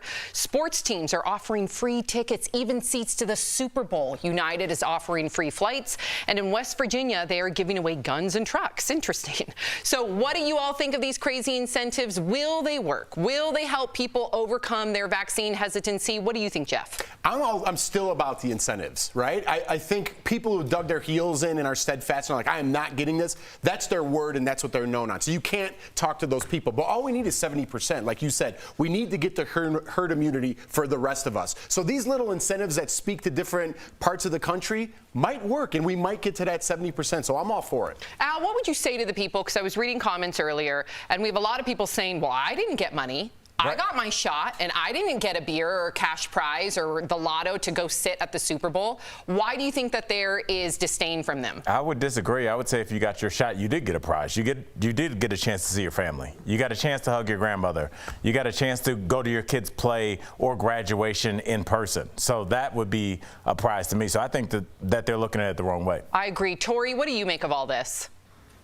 I think it's brilliant. And just so you know, the stats back that up. In Ohio, when they offered the lottery, it went up by 33%. And then finally at 48%, vaccinations went up. Americans love nothing more than thinking they're going to win something. That's how it is. I think it's a brilliant, do as much as you can, as far as you can, and as wide as you can. All right. Thank you, Tori. How can we do something as wide as we can? I don't know. She meant like as wide as the country. Do it as far as you can. I was going to jump on it too. I was too early. No. I'll explain why. You explain. Yeah, widespread. I got you, Do the Tori. incentives as far as you can. Widespread. Okay, so I have a feeling you two especially have stories for this next story. Okay. And I can't wait. So how many of you got into trouble as kids? Well, imagine the surprise these police officers got at the scene of this accident. 2 girls who are 9 and 4 took the keys to their parents' Chevy Malibu, snuck out of the house at 3 a.m. They made it 10 miles down the freeway before crashing into a semi. Thankfully, no one is hurt. The girls did remember to put on their seatbelts, but their parents' car was badly damaged. And of course, the parents were horrified and shocked when they found out that their kids were gone and took their car. Well, the girls said they were heading to California because they wanted to swim with dolphins and see the beach. Oh, so what are Normally your that's what you hear from somebody that's just leaving a bar. I honestly don't drink and drive, people. Do not, obviously. Do not drink and drive. I'll just say this strikes me, Jeff, Tori, as somebody that's way too comfortable with their folks. Like public. No, I'm telling you. Don't parent shame because you don't know if these kids. Okay. I'm not parent shaming. I'm just saying there was a certain generation of children. I was one of them. Other kids were not. That were scared to death of their parents to do anything. Like scared to take extra cookies because dad'll know. So the idea of even reaching for his keys, that would have been a scandal between me and my sister. So the idea of actually taking them, it was implausible. It couldn't happen. I think it shows ambition. Okay, talk to me. Yeah, I think. Sorry, listen, I don't condone this. What they did was totally wrong. But sometimes if you have parents that want to keep you in a box, right? If I told my mom, I did go to Los Angeles, but my mom was like, get a job at UPS. It's so much safer. You could have a family. If you don't take those steps in life to break through that box like these kids tried to do, you're never going to get to where you want to be. I'm with Jeff. They escaped the cage. I don't agree with your who took the cookie from the cookie jar. The cage that keeps them from being on the highway at 3 a.m.? The analogy that you took from a children's nursery book? What? No. Are you guys defending these children? No, I'm not defending them. But, okay, Tori, nobody's answered the story if they did anything bad as a kid. Tori, did you do anything bad as a kid? I'm not dry snitching. I was really sassy with my parents, and one time when I slammed the door, I'd slam it and open and slam it and open and slam it and open until the door fell over and I broke the door. That was pretty bad. We did that too. My dad took all of our doors off the hinges. All of them off the hinges. Maybe he just didn't trust what you were doing in there. No, he took them all off the hinges because he could not stand his 3 daughters constantly doing the Tori, opening and shutting the door hard. Y'all did not grow up in You just yelled at us for not answering the question, and then you didn't answer the question. I just did. Oh, my own really bad story? Yeah, you got to say it now. Well, it wasn't too bad. I did throw a party. It became way out of control. Like, this was junior year. Everybody showed up. Everybody under the sun decided to come to Sam's house when I was very strategic, invited like 12 of my friends. But I would say like 100 people showed up. I called the cops on myself to get those people. What a nerd. What a nerd alert. Tori, you're a Blink 182 play there? It sounds like American Pie. Yeah, it's a part from old school. What are you talking? I'm sure everybody threw a party at their house. You probably See, just listen to this, Jeff. I'm telling you, I'm hearing like cultural differences because like you guys talking about slamming doors in a black household. You couldn't even stomp up the stairs too loud. My mom would be like, why are you stomping up the stairs? And then you got to walk quieter upstairs. Like there's no slamming of doors, especially repeatedly, Tori. Okay. All right, we got to get to the next story. Sometimes we think we're at a campfire and we could just keep going and going and going. So thank you, Chris, for telling us to. Okay. Yeah. So you're never going to believe this next story. Check this out. This is an invisible sculpture that was created by an Italian artist. If you're wondering where it is, well, it's in that square area marked off by the tape. It's called Buddha in Contemplation. The artists say he made it out of air and spirit. Now that artist is walking away with 18 grand, you guys, after selling the invisible sculpture. So the question is, who would buy this? Tori, you're the art major. What's going on here? Wait, I got a surprise for you, Sam. I got the sculpture. You thief. Oh my God. No, very quickly, I'll just say art is what the people will value it as. In the 14th, 15th, 16th century, it was all religion. In the 1950s and 60s, Andy Warhol was like, well, is a soup can that's always on your grocery store, is that art? Is commercialized things art? So he sold that for $1 gazillion. At least it's so an object, art is Tori. what its value is. Don't you dare defend this, Tori. This is like I'm defending this. Clothes, right? That really is. That's exactly what it is. Clothes. This is a joke. Well, but that's a thought. That's a critique of where art is now. Well, hold on. Speaking of visible things, I'm breaking the invisible fourth wall because right before the show started, our executive producer Chris comes over and goes, "Hey, maybe make a joke and pretend it's on the desk." Right? In my ear, Arash goes, "Hey, pretend it's right in front of you." And then Tori goes first. She goes, "Look what I got." Earning your paycheck today. We are well produced at this show. Do I have a quarter behind my ear, Tori? What's that, little fella? What? The quarter behind the ear. That was good. Your grandfather never did the quarter behind the ear? He did that. This one. Come here. Come here. What's this? No, I'm not looking down. It doesn't count if I don't look down. Then you just hit me in the face. Okay, coming up on DBL. Wow. Wow. Off the rails. No. Okay. Get her done. Iconic blue-collar comedian Larry the Cable Guy joins us later in the show. Plus, Dr. Fauci is responding after thousands of his emails were published. We're talking about it with our medical expert, Dr. Payal Kohli. And do you know what squish or micro-cheating means? The new language of love a little later in the show. Closed captioning provided by... This is a Smile Direct Club aligner. It's how Smile Direct Club safely... The world's largest movie theater chain is seeing its stock soar. But it's not just because people are heading back to the movies. Once again, small-time investors are looking to make big bucks. Let's connect the dots. Movie theaters were hit hard by the pandemic, and massive chain AMC paid the price. Some big money investors on Wall Street shorted AMC stock, basically betting it would go down even more.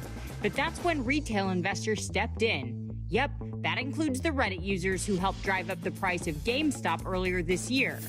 Market watchers now call stocks like AMC and GameStop meme stocks because of the army of social media users driving up demand. Those retail investors have been targeting stocks that the big hedge funds are betting will fail. By increasing demand and stock prices, those small investors could cost the hedge funds big bucks. Now, that doesn't mean AMC is a sure bet. Theaters did get a boost with solid opening weekends for Cruella and A Quiet Place 2, but 2020 was rough. AMC Entertainment lost $4.6 billion last year. But the company is embracing its newfound popularity. It's offering shareholders perks like a free large popcorn this summer. And the CEO vowed he now worked for thousands of new investors. Connecting the dots, I'm Stephanie Whitfield.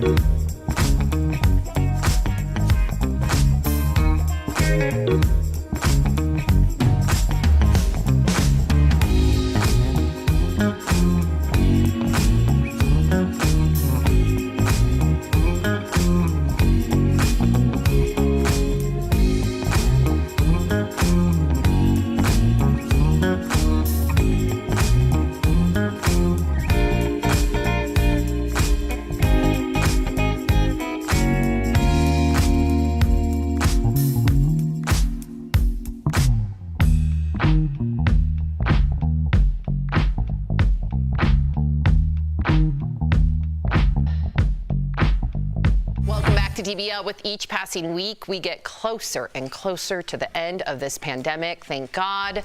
Well, Dr. Payal Kohli joins us live, and we want your take. Hey, Doc, on this clip of Dr. Fauci defending criticism about an email he received from an executive connected to the Wuhan lab. Take a look, Dr. Kohli. You can misconstrue it however you want.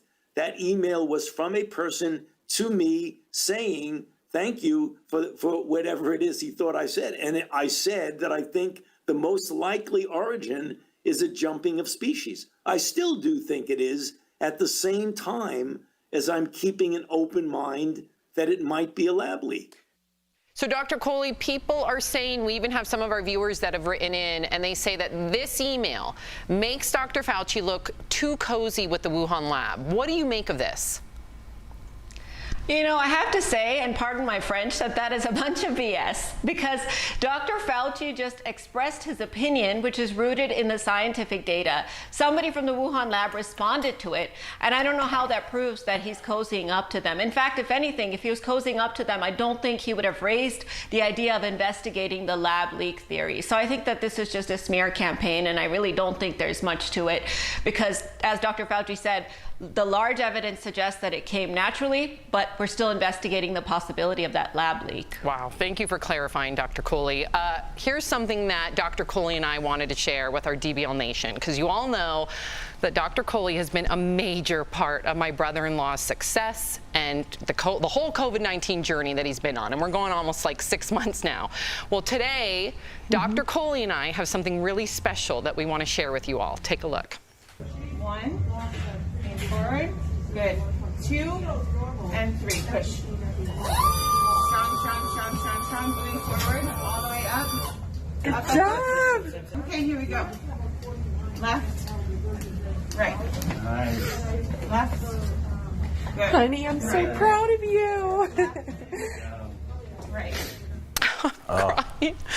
It's just been a lot. But Dr. Kohli, can you explain to our viewers, like, what exactly that machine is and just a little bit about what happened, because I'm a little at a loss for words.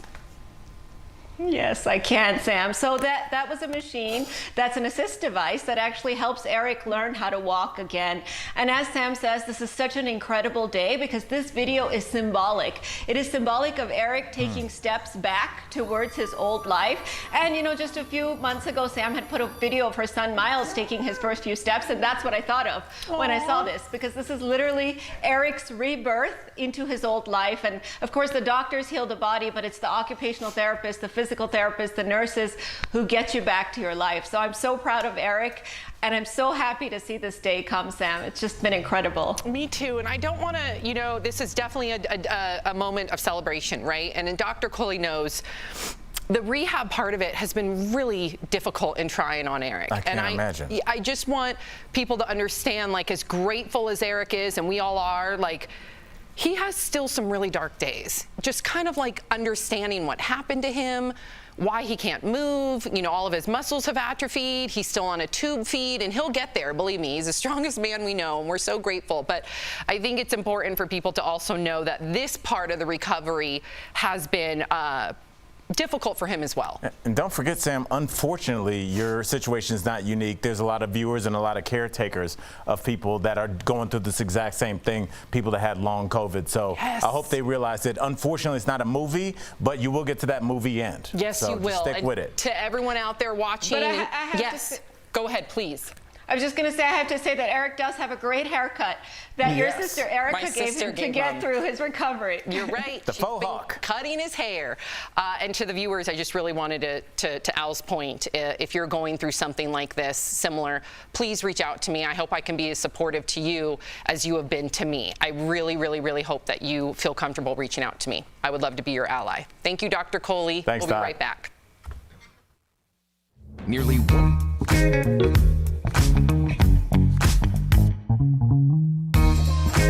The program is called Amazon Sidewalk. The company says a small portion of your internet bandwidth will be pooled together with small chunks from your neighbors. Amazon says it'll make its devices work better and help locate lost items. This affects people who have Echo devices, Ring floodlight, and Spotlight cameras. It all gets switched on June 8th. The whole point of this is to extend the range of low bandwidth devices. So if your network goes down, your Echo Dot can still work by sharing connectivity with neighbors who have similar devices. It will also help tile trackers work better. Those are the little devices designed to keep track of important items. They can use Amazon's Sidewalk to be more efficient and accurate. Obviously, some folks have raised security concerns about this sharing situation.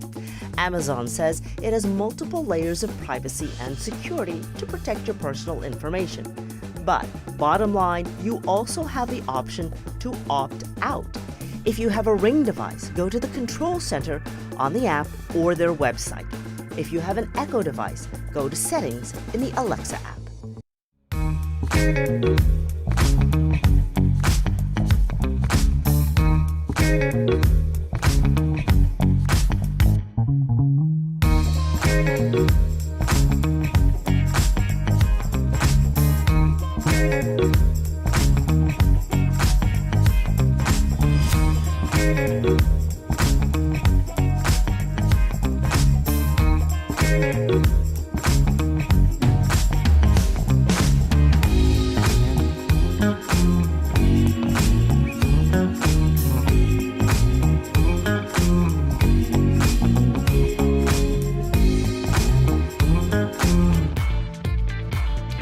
We're going to switch gears, lighten it up thank God a for those little commercial bit. breaks. Welcome back to DBL. Relationships, dating, and even sex have all evolved over the years. And kids these days, I hate even saying that word. I think you like it. You're already a super mom. That's a mom I don't want to say station wagon. kids with sex. Oh, well, you need to teach them. You're right. You're right. Kids these days have all sorts of new terms that you may or may not know. So we're going to test ourselves here and see just how hip we are to some of the new lingo. Up first is the term squish. Ew, what do you think it means? I don't know. To squish? To have sex. Yeah, I think so. I'm with you. We just squished. I gotta watch what I say. Yeah. We just squished. Yeah, we squished it. What do you think, Tori? Oh my. I thought it meant to kiss, like a certain sound you make when you kiss. Ew. I thought it was like squeeze, like my main squeeze, like, That's oh, that's my cute. squish over there. That's cute. Oh, you're right. So I don't know the answers. I'm just reading from the prompter. Squish means a platonic crush, a desire for a strong platonic relationship or a non-romantic emotional relationship with a person. That's so a you friend. two are my squishes. No, well, yeah, yes. Yeah, you're my platonic love. But then I love you everybody's two. your squish. No, not everyone's my squish. Except for your husband, yes. Not everyone's our friend. Okay. Okay, the All next right. Keep term. it gangster. The next term I want to hear directly from Jeffrey. Sapiosexual. What do you think it means? I feel like I'm gonna offend somebody here. Okay, then Yeah, You gotta guess. I'm gonna pass. Okay. Yeah. I thought it was like pansexual, Tori, like you love all. A sapio has to do with the brain, and I think I know this is when you're attracted not to someone's looks, but to their cerebrum. Smart. You're attracted to their cerebrum? Yeah, Like the brain. The brain. Just say that. It's just such a lie. You're not. You're not. Okay, well, let's see if Tori's right. Sapiosexual is someone who finds the contents of someone else's mind to be their most attractive attribute above and before their physical characteristics. Good job, Tori. Do we have a picture 2 of points lips for or Tori. cerebrum up there? Okay. The next term is micro-cheating. What do you think this means? Probably like online cheating, which would still be full-on cheating for Yeah, I me. think we've done a story on micro cheating before, and I think it is online cheating. But still full-on cheating for you? Well, that's a good question. Yeah. I mean, I wouldn't be happy about it. Yeah, I think that's kind of the rule. I see micro cheating as just like, it's not full-blown cheating, but it's like something you wouldn't want your partner to see. And if it's something you wouldn't want if you can't hand your phone to your partner and be like, read it, then That's definitely cheating. So micro-cheating well, it's means... not cheating. Yes, it is cheating. Cheating junior. It's like Thursday for cheating. Okay, well, micro-cheating means small acts considered disloyal within a relationship. Nothing too serious, but not innocent either. An example would be suggestive text to other people, so we're right. Why'd you say suggestive like that? Well, the next term is link. Any guesses? Oh, you want to link up? You want to hook up? Yeah, let's meet up. What do you think? You want to link up? No. Yeah. I like how you're asking us the question, but you give the answer first. Well, I don't know the answer. I'm guessing. You're using your arm like we're like a do-si-do. What is link? Maybe meet square dancing. Yeah, you really. What is it? What's that? Tori's really thinking about this. What do you think?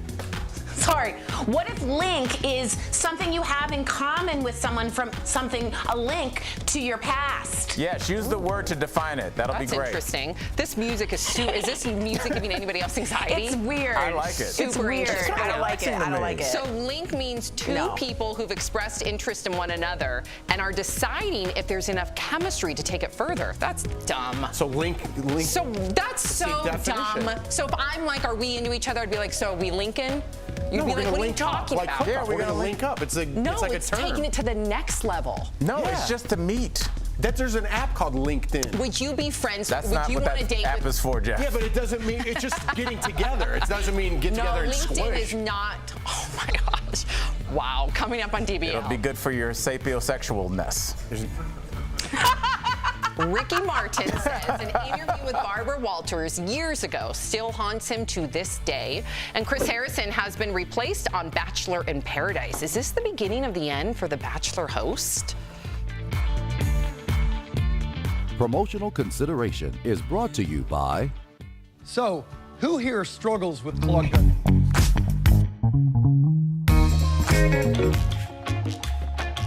After a year of canceled trips and blown plans, 2021 is all about making up for lost time. And with the weather heating up and pools opening back up, what could go wrong? A national lifeguard shortage.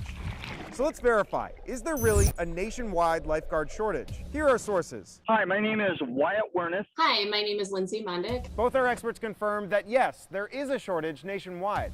A lack of interest, the pandemic, the halt to the foreign exchange, people aging out, all these are the perfect storm. Our two experts say that many areas rely on foreign exchange students here with J-1 visas. Just look at State Department numbers from the last 5 years. You'll see that they dropped by about 83% in 2020. That's because President Trump suspended new J-1 visa applications at the start of the pandemic. It just expired in April. Typically, we have a lot of overseas staff that come to patrol our beaches and our water parks in the summer. And because of the pandemic, those staff are not available to come over on their visas. So we can verify that nationally, as a whole, yes, there's a lifeguard shortage. But whether or not your local pool is going to be affected depends on where you live. Glad summer's finally here. This is Evan Kozloff with your Verify.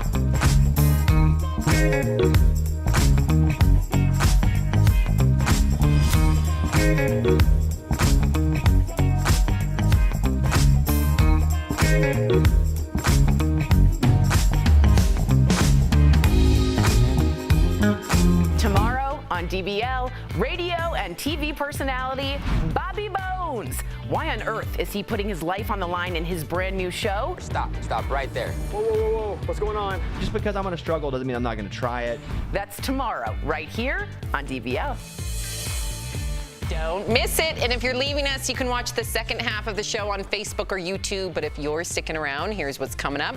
Iconic comedian Larry the Cable Guy is here and making us laugh. And Chris Harrison has been replaced on Bachelor in Paradise. Will he ever return to the Bachelor franchise? DBL's new every day. We'll be right back.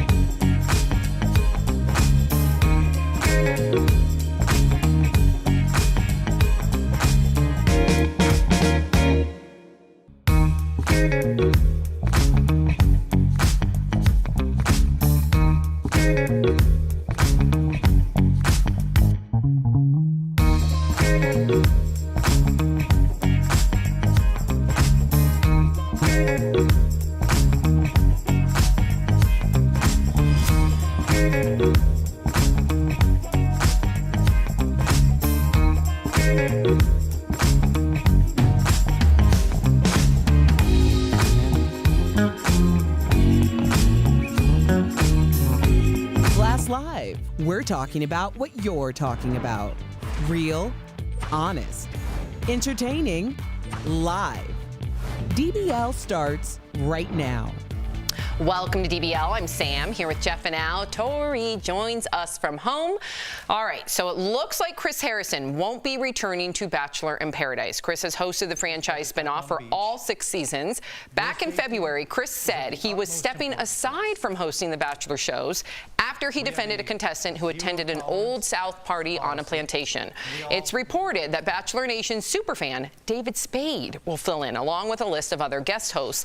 David hasn't officially confirmed the news, but he did repost several Instagram stories about him stepping in for Chris. Bachelor in Paradise airs August 16th on ABC.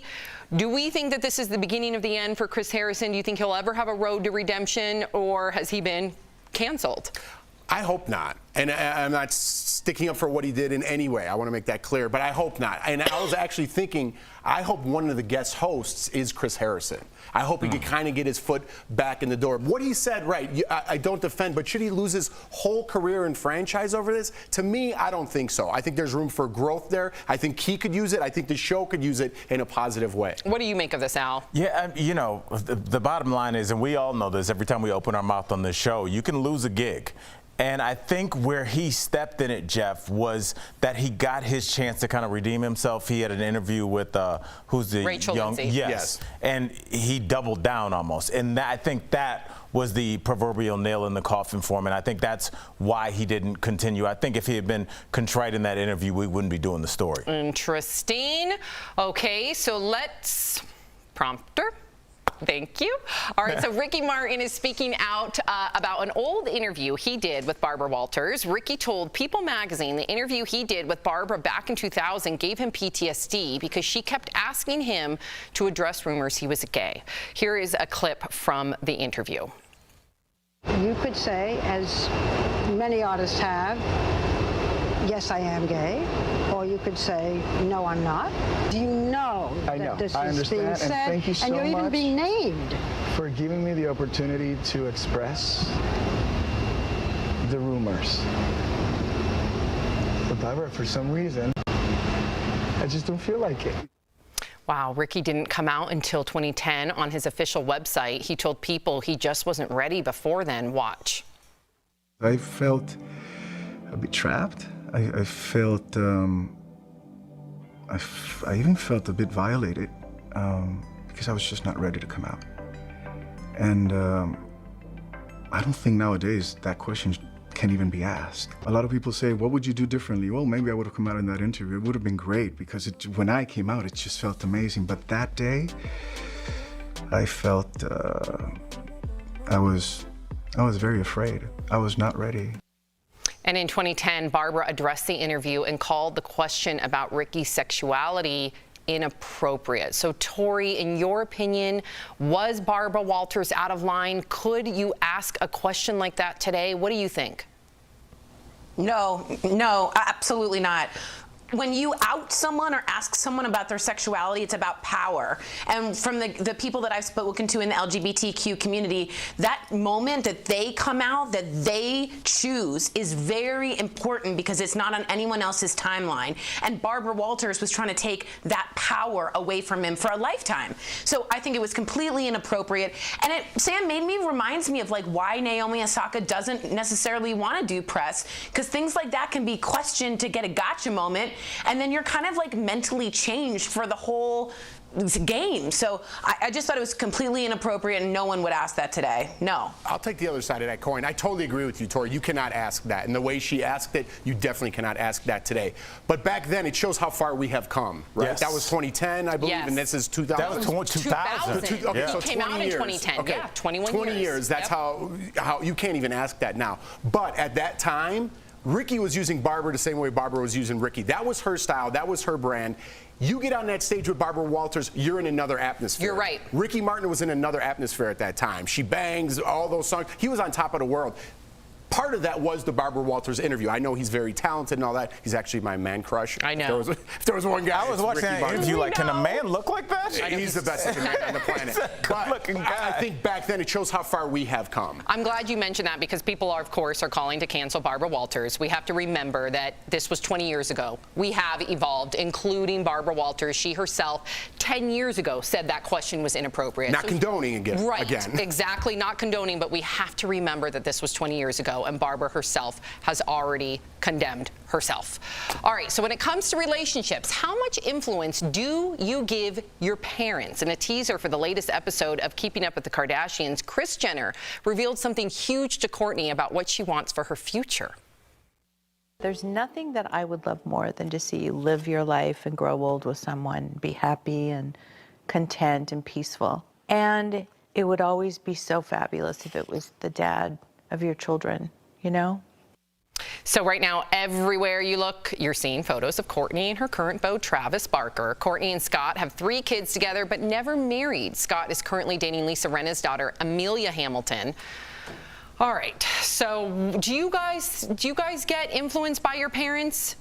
If your parents didn't like your significant other or told you it's time to get married, do you listen to them or do you go the opposite way? Al? Oh, I listen, but I think everybody's parental situation is different. I think your parents shouldn't be given respect; that it should be earned. And with that respect and that earned trust, their voice should mean something. It's so interesting, Jeff, that people have their parents grow up and they're like, "My dad is everything. My mom is the moon and the stars," and then they both say, "Hey, we don't think you should do this," and they're like, "No, I'm doing my own thing." It's like, well, what was the point of all this? So listen to the people that you trust. Yeah, I think I was influenced. You know, maybe not even knowing it. You know, who I dated and if it was appropriate or not. Not in a way that it stopped me or is that vocal, but I look at my parents more of as like a role models to me. They're married for 50 years, so I look at that as opposed to what negative things that they would say, which they wouldn't. Tori, listen, I'm going to say something unpopular here. I am astonished that Chris wants Courtney, and I don't know this family other than what I see on the show, that Chris wants Courtney to stay with Scott when they've been on again, off again, on again, off again. What kind of example is that to your children? But on top of that, Scott continues to date, and I'm going to sound judgy here, but I'm sorry, dating like really young girls. How old is Amelia? Someone would have to tell me. 19. How old was Nicole Richie's younger sister, Sophia Richie, that he dated? Also really young. He's like a 40-something-year-old man. That's weird. If Mark and I broke up and he started 18, Amelia is 18, I was just told 19? Whatever. Give me a break. If my husband, if we broke up and he starts dating 19-year-olds, I would think completely different than him, Tori. And I hear that super clear, but remember Kris Jenner.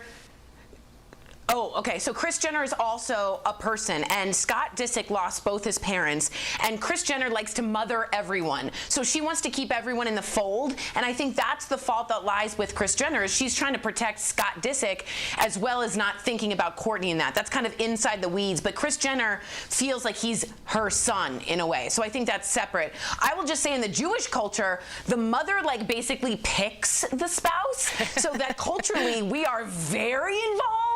And that is something that it's just part of it. Maybe it's an Italian thing too, but I just know in the Jewish culture, the mother and the father are like, it means a lot.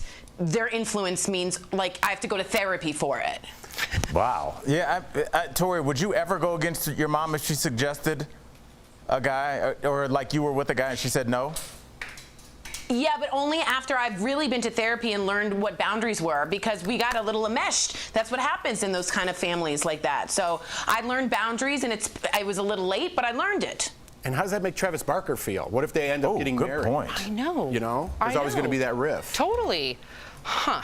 All right, well, coming up on DBL, why? That was a good point. That was a great point. No, like it made me like, I was like literally made a sound. It was such a good point. No, I felt, I love Travis, so I felt for him. Like, makes me not like Chris even more. Why the couple that laughs together stays together. We're talking to Larry the Cable Guy and his wife, Kara. We'll be right back. Closed captioning provided by... Not everybody...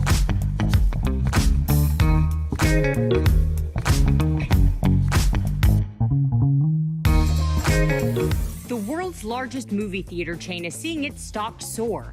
But it's not just because people are heading back to the movies. Once again, small-time investors are looking to make big bucks. Let's connect the dots. Movie theaters were hit hard by the pandemic, and massive chain AMC paid the price.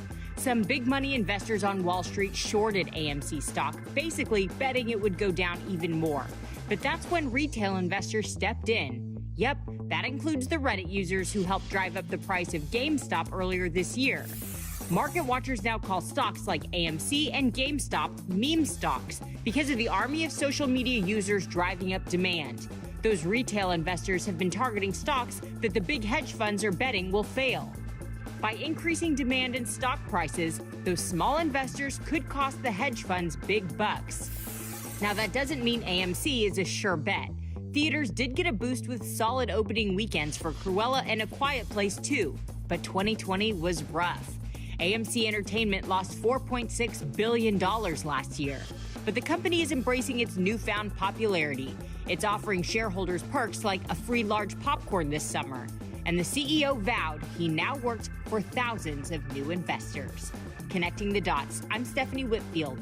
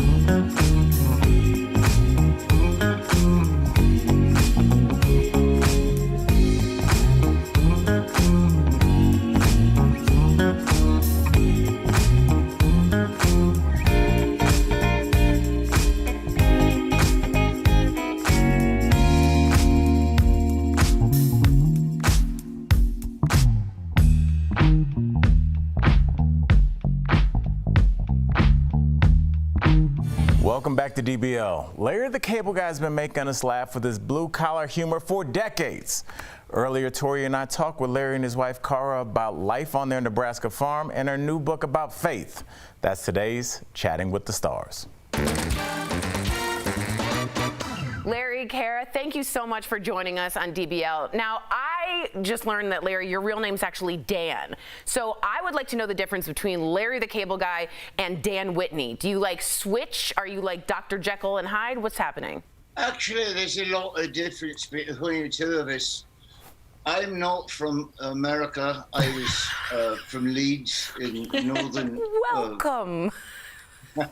No, I kid. That's probably the worst British accent ever. It was bad. It was really bad. I think it was so bad it was actually a good Scottish accent. Was it Scottish? I can't tell anymore what it was. You know what? I'm completely different. You know who I am in real life more closely related to is Mater from Cars. My name's Mater.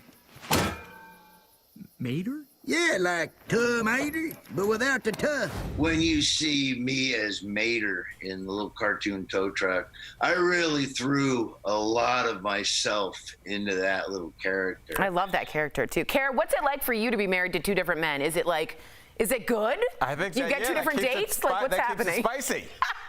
Well, one pays the bills, and the other one is very sweet and funny. So, yeah, I like them both. I mean, I'm very lucky that way. Yeah, you know what? I do, too. I'm living vicariously through Larry the Cable Guy, who pays for all my golf stuff. All right, Larry and Cara, how is life on the farm, all right? You raise horses. You just brought in 2 calves. We have their pictures. Let's take a look at the boo-boo. That just killed everybody in the studio. That's how cute those. That is ridiculous. How good of a farmhand is your husband, Cara, and how is the farm? Here's how good a farmhand I am. I ate one of them already. Oh my God. I gotta go. I gotta go. I'm kidding. That's when the beef is most tender. That is terrible. Cara, tell us about them. Oh, that's awful. They're a lot bigger now, but still very cute.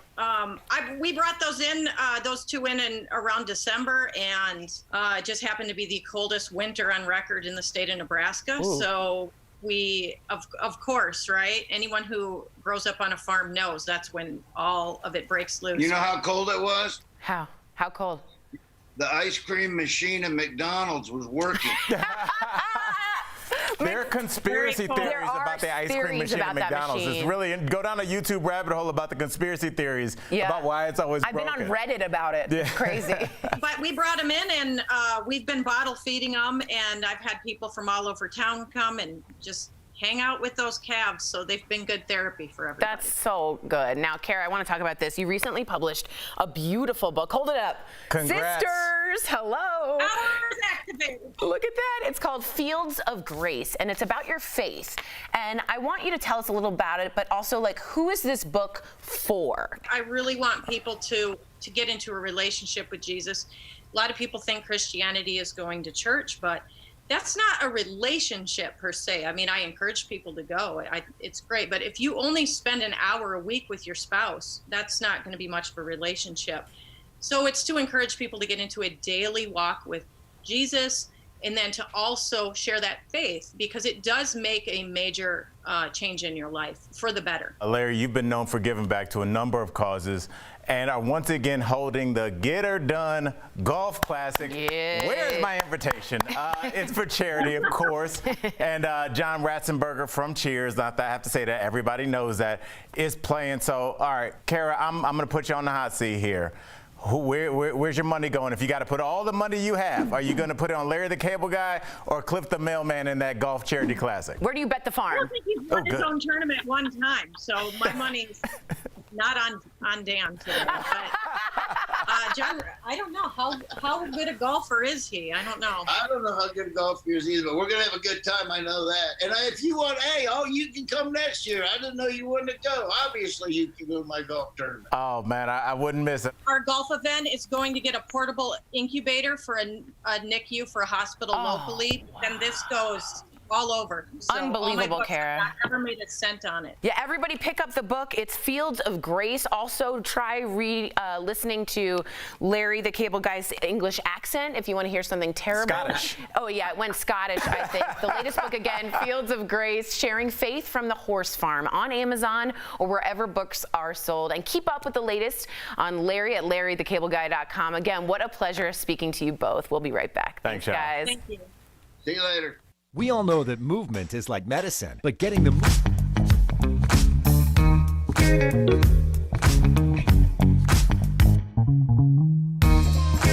The program is called Amazon Sidewalk. The company says a small portion of your internet bandwidth will be pooled together with small chunks from your neighbors. Amazon says it'll make its devices work better and help locate lost items. This affects people who have Echo devices, Ring floodlight, and Spotlight cameras. It all gets switched on June 8th. The whole point of this is to extend the range of low bandwidth devices. So if your network goes down, your Echo Dot can still work by sharing connectivity with neighbors who have similar devices. It will also help tile trackers work better. Those are the little devices designed to keep track of important items. They can use Amazon Sidewalk to be more efficient and accurate. Obviously, some folks have raised security concerns about this sharing situation. Amazon says it has multiple layers of privacy and security to protect your personal information. But bottom line, you also have the option to opt out. If you have a Ring device, go to the Control Center on the app or their website. If you have an Echo device, go to Settings in the Alexa app.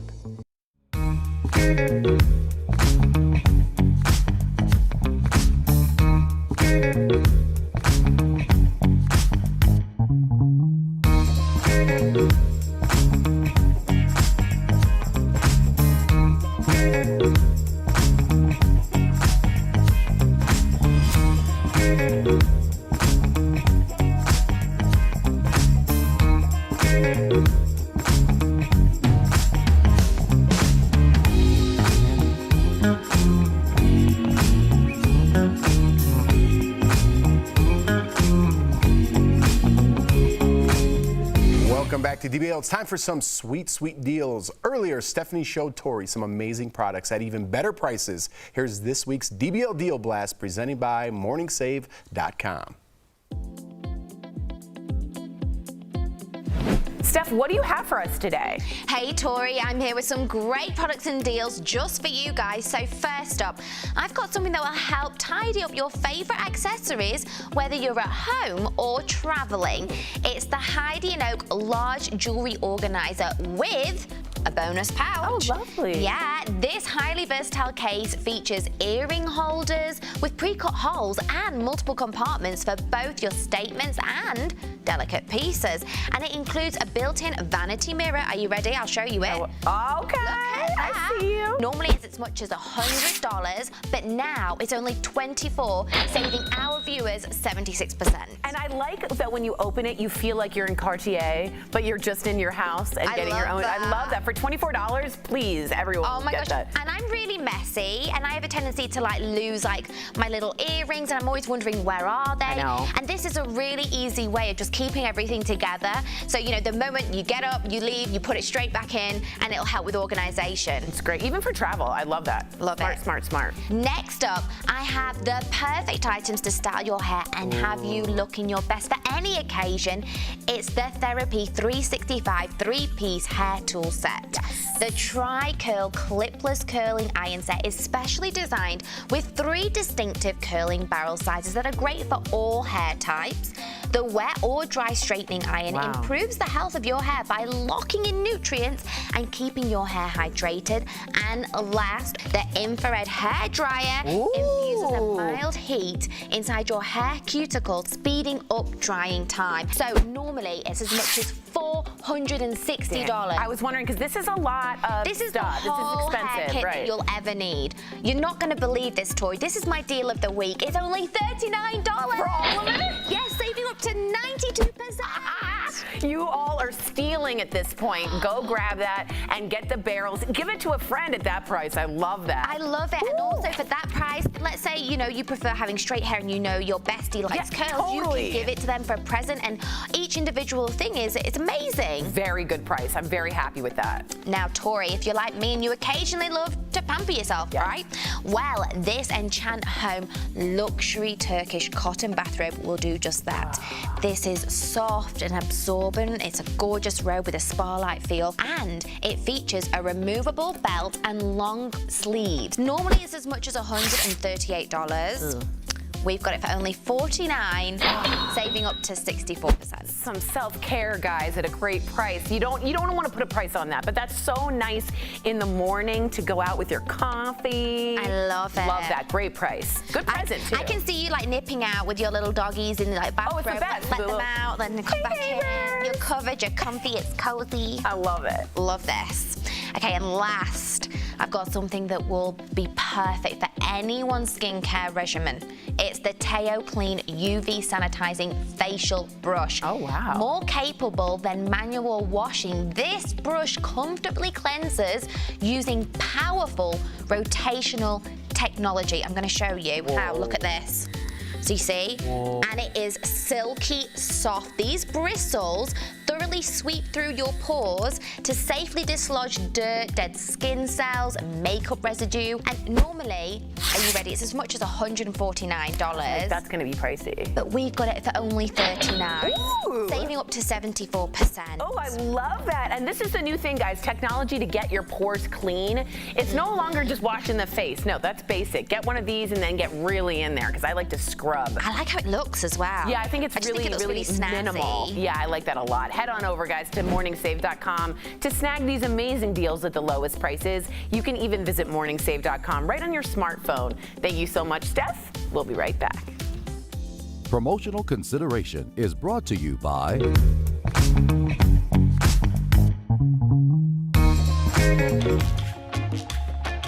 After a year of canceled trips and blown plans, 2021 is all about making up for lost time. And with the weather heating up and pools opening back up, what could go wrong?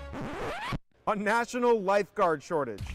So let's verify, is there really a nationwide lifeguard shortage? Here are sources. Hi, my name is Wyatt Wernick. Hi, my name is Lindsay Mondick. Both our experts confirmed that yes, there is a shortage nationwide.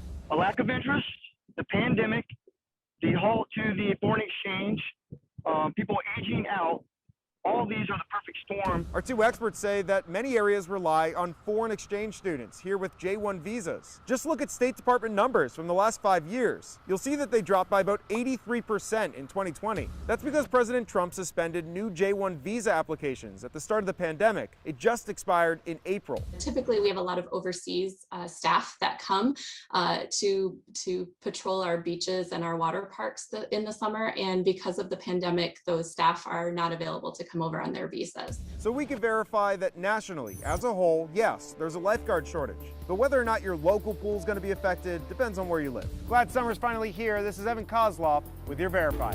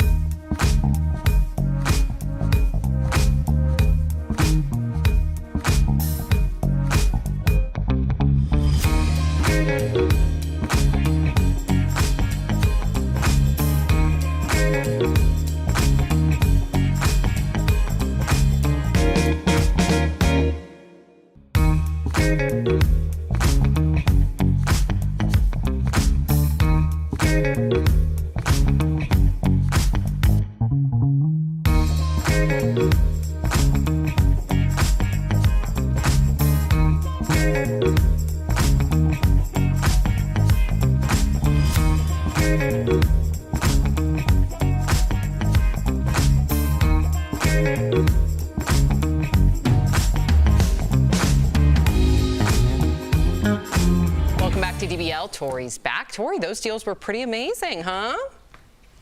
Yeah, it's like highway robbery. You know, it's like the Pittsburgh Steelers, more like the DBL Steelers, like the steel industry stealing it. Did she just give a football reference? Who just killed the show? Who okayed that joke? We set that up. Tori, grab the thing again. Hurry up. Get it. DBL do every day.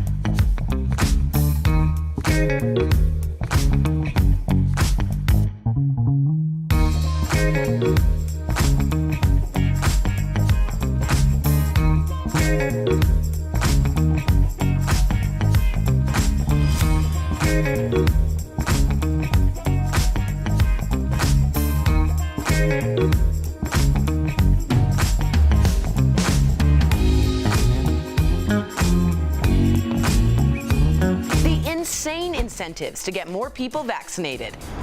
A 9-year-old and her 4-year-old sister steal their parents' car to go on a wild joyride. You won't believe how far they made it. Chris Harrison is out as host of Bachelor in Paradise, the big name who's replacing him. And the hilarious Larry the Cable Guy is here. I gotta go. I gotta go. Real, honest, entertaining, live. DBL starts right now. Get her done. That was, of course, Larry the Cable Guy and his lovely wife, Kara. We can't wait to hear from them coming up, so stay tuned for that. Welcome to DBL. It is Thursday, June 3rd. I'm Sam here with Jeff and Al. Tori joins us from home. Okay, so let's get right to it because I know that a lot of you, we're all hoping to fully get back to normal, right? But we gotta wait for herd immunity. So have you all heard about the big push to get 70% of Americans vaccinated by the 4th of July? That's right around the corner. 12 states have already hit that milestone, but there are at least 6 others who haven't even made it to 50%. So yesterday, the president announced all sorts of new incentives to try and persuade people into getting the COVID vaccine. As we mentioned, states are offering cash prizes, but now if you get a shot, you can also get a free beer. Sports teams are offering free tickets, even seats to the Super Bowl. United is offering free flights, and in West Virginia, they are giving away guns and trucks. Interesting.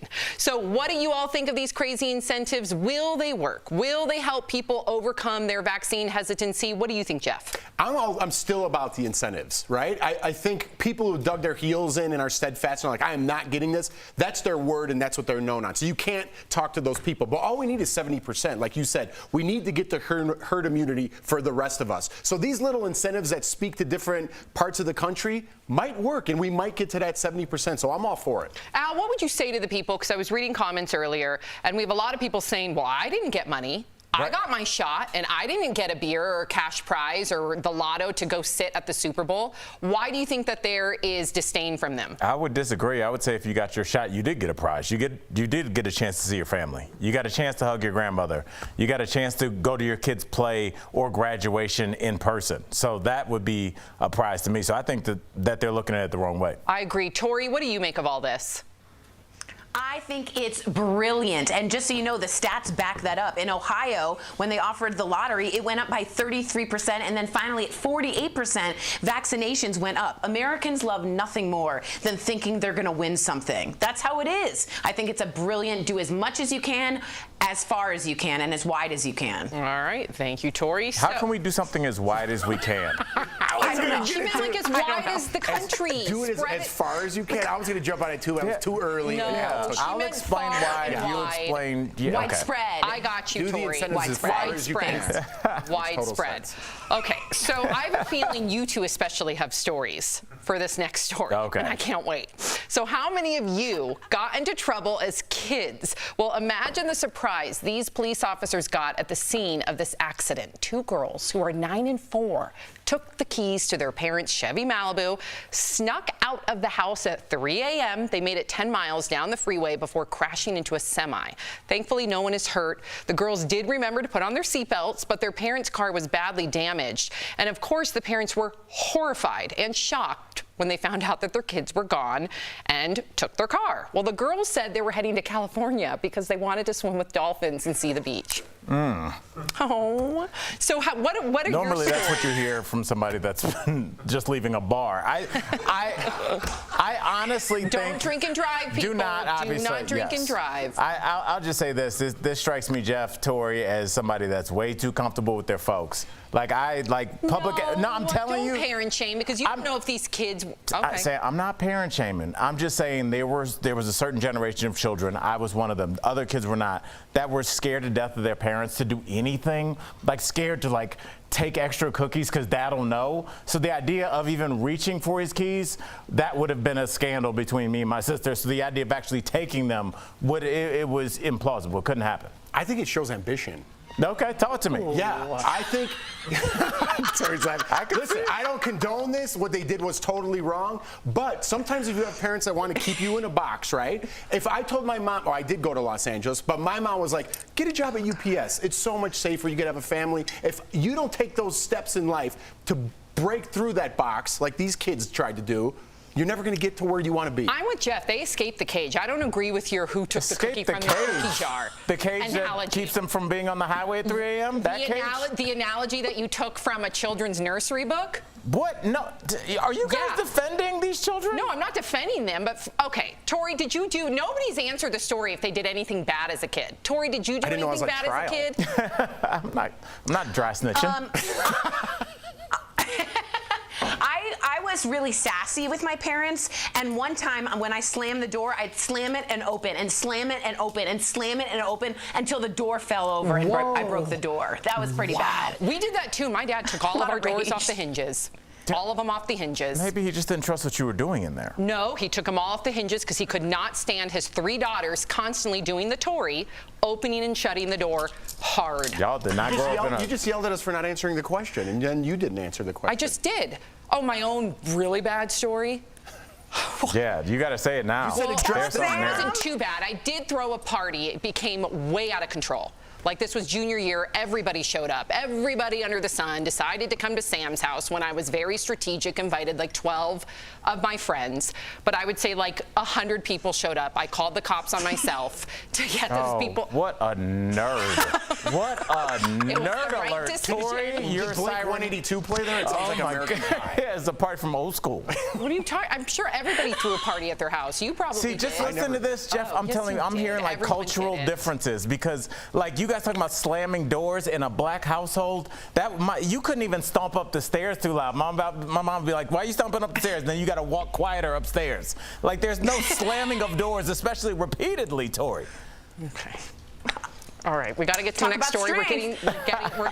Sometimes we think we're at a campfire and we could just keep going and going and going. So thank you, Chris, for telling us to. Okay. Yeah. So you're never going to believe this next story. Check this out. This is an invisible sculpture that was created by an Italian artist. If you're wondering where it is, well, it's in that square area marked off by the tape. It's called Buddha in Contemplation. The artists say he made it out of air and spirit. Now that artist is walking away with 18 grand, you guys, after selling the invisible sculpture. So the question is, who would buy this? Tori, you're the art major. What's going on here? Wait, I got a surprise for you, Sam. I got the sculpture. You thief. Oh my God. No, very quickly, I'll just say art is what the people will value it as. In the 14th, 15th, 16th century, it was all religion. In the 1950s and 60s, Andy Warhol was like, well, is a soup can that's always on your grocery store, is that art? Is commercialized things art? So he sold that for $1 gazillion. At least it's so an object, art is Tori. what its value Tori, is. Don't you dare defend this, Tori. This is like I'm what is defending that? this. Clothes, right? That really is. That's exactly what it is. Clothes. This is a joke. Well, but that's a thought. That's a critique of where art is now. Well, hold on. Speaking of visible things, I'm breaking the invisible fourth wall because right before the show started, our executive producer Chris comes over and goes, "Hey, maybe make a joke and pretend it's on the desk, right?" In my ear, Raj goes, "Hey, pretend it's right in front of you." And then Tori goes first. She goes, "Look what I got." Earning your paycheck today. We are well produced at this show. Do I have a quarter behind my ear, Tori? What's that, little fella? What? The quarter behind the ear. That was good. Your grandfather never did the quarter behind the ear? He did that. This one. Come here. Come here. What's this? No, on your shirt? I'm not looking down. It doesn't count if I don't look down. Then you just hit me in the face. Okay, coming up on DBL. Wow. Wow. Off the rails. No. Okay. Get her done. Iconic blue-collar comedian Larry the Cable Guy joins us later in the show. Plus, Dr. Fauci is responding after thousands of his emails were published. We're talking about it with our medical expert, Dr. Pyle Coley. And do you know what squish or micro-cheating means? The new language of love a little later in the show. Closed captioning provided by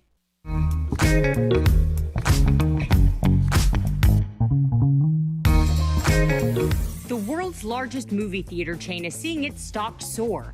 But it's not just because people are heading back to the movies. Once again, small-time investors are looking to make big bucks. Let's connect the dots. Movie theaters were hit hard by the pandemic, and massive chain AMC paid the price. Some big money investors on Wall Street shorted AMC stock, basically betting it would go down even more. But that's when retail investors stepped in. Yep, that includes the Reddit users who helped drive up the price of GameStop earlier this year. Market watchers now call stocks like AMC and GameStop meme stocks because of the army of social media users driving up demand. Those retail investors have been targeting stocks that the big hedge funds are betting will fail. By increasing demand and stock prices, those small investors could cost the hedge funds big bucks. Now, that doesn't mean AMC is a sure bet. Theaters did get a boost with solid opening weekends for Cruella and A Quiet Place 2, but 2020 was rough. AMC Entertainment lost $4.6 billion last year. But the company is embracing its newfound popularity. It's offering shareholders perks like a free large popcorn this summer. And the CEO vowed he now worked for thousands of new investors. Connecting the dots, I'm Stephanie Whitfield.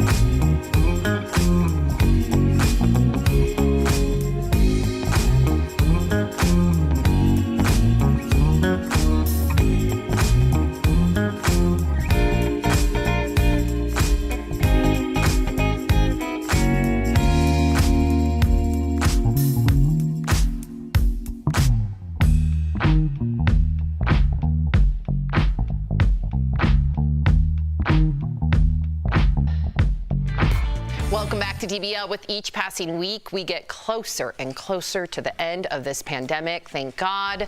Well, Dr. Payal Kohli joins us live, and we want your take. Hey, Doc, on this clip of Dr. Fauci defending criticism about an email he received from an executive connected to the Wuhan lab. Take a look, Dr. Kohli. You can misconstrue it however you want. That email was from a person to me saying, thank you for whatever it is he thought I said. And I said that I think the most likely origin is a jumping of species. I still do think it is, at the same time as I'm keeping an open mind that it might be a lab leak. So, Dr. Kohli, people are saying, we even have some of our viewers that have written in, and they say that this email makes Dr. Fauci look too cozy with the Wuhan lab. What do you make of this? You know, I have to say, and pardon my French, that is a bunch of BS, because Dr. Fauci just expressed his opinion, which is rooted in the scientific data. Somebody from the Wuhan lab responded to it, and I don't know how that proves that he's cozying up to them. In fact, if anything, if he was cozying up to them, I don't think he would have raised the idea of investigating the lab leak theory. So I think that this is just a smear campaign, and I really don't think there's much to it, because as Dr. Fauci said, the large evidence suggests that it came naturally, but we're still investigating the possibility of that lab leak. Wow. Thank you for clarifying, Dr. Kohli. Here's something that Dr. Kohli and I wanted to share with our DBL Nation, because you all know that Dr. Kohli has been a major part of my brother-in-law's success and the whole COVID-19 journey that he's been on. And we're going almost like 6 months now. Well, today, Dr. Kohli and I have something really special that we want to share with you all. Take a look. 1, forward, good. 2 and 3, push. Strong, strong, strong, strong, strong, moving forward, all the way up. Good job! Okay, here we go. Left, right. Nice. Left, good. Honey, I'm so proud of you. Right. Crying. It's just been a lot. But Dr. Kohli, can you explain to our viewers, like, what exactly that machine is and just a little bit about what happened, because I'm a little at a loss for words. Yes, I can, Sam. So that was a machine that's an assist device that actually helps Eric learn how to walk again.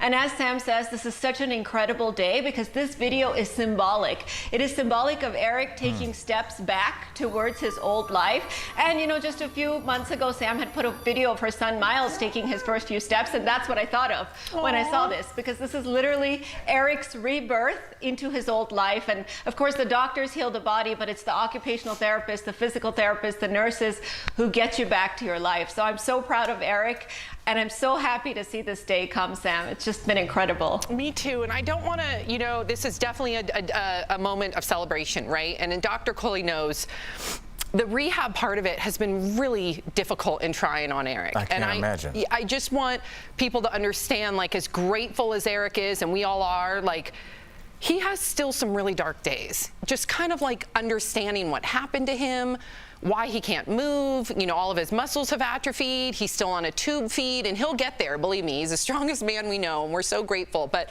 I think it's important for people to also know that this part of the recovery has been difficult for him as well. And don't forget, Sam, unfortunately, your situation is not unique. There's a lot of viewers and a lot of caretakers of people that are going through this exact same thing, people that had long COVID. So yes. I hope they realize that, unfortunately, it's not a movie, but you will get to that movie end. Yes, so you will. Stick with it. To everyone out there watching, But I have yes, go ahead, please.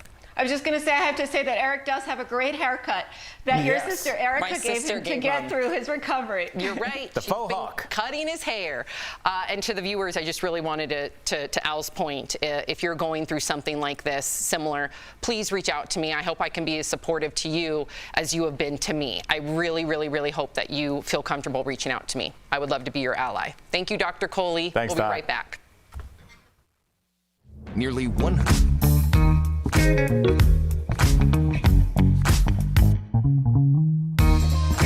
The program is called Amazon Sidewalk.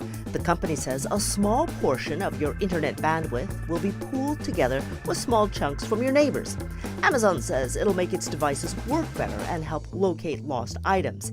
This affects people who have Echo devices, Ring floodlight, and Spotlight cameras.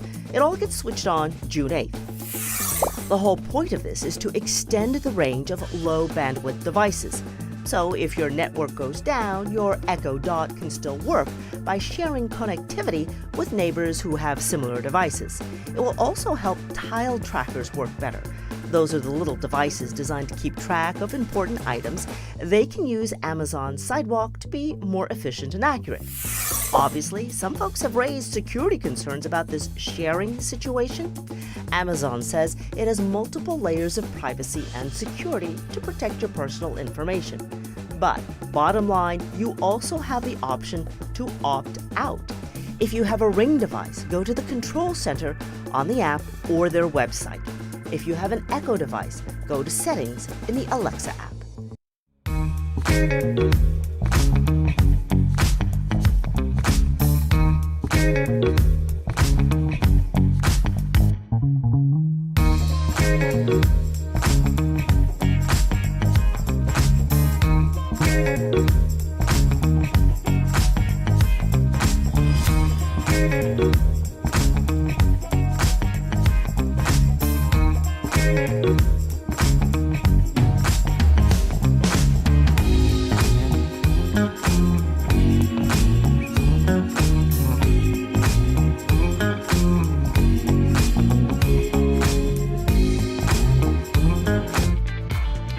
We're going to switch gears, lighten it up thank God for a those little commercial bit. breaks.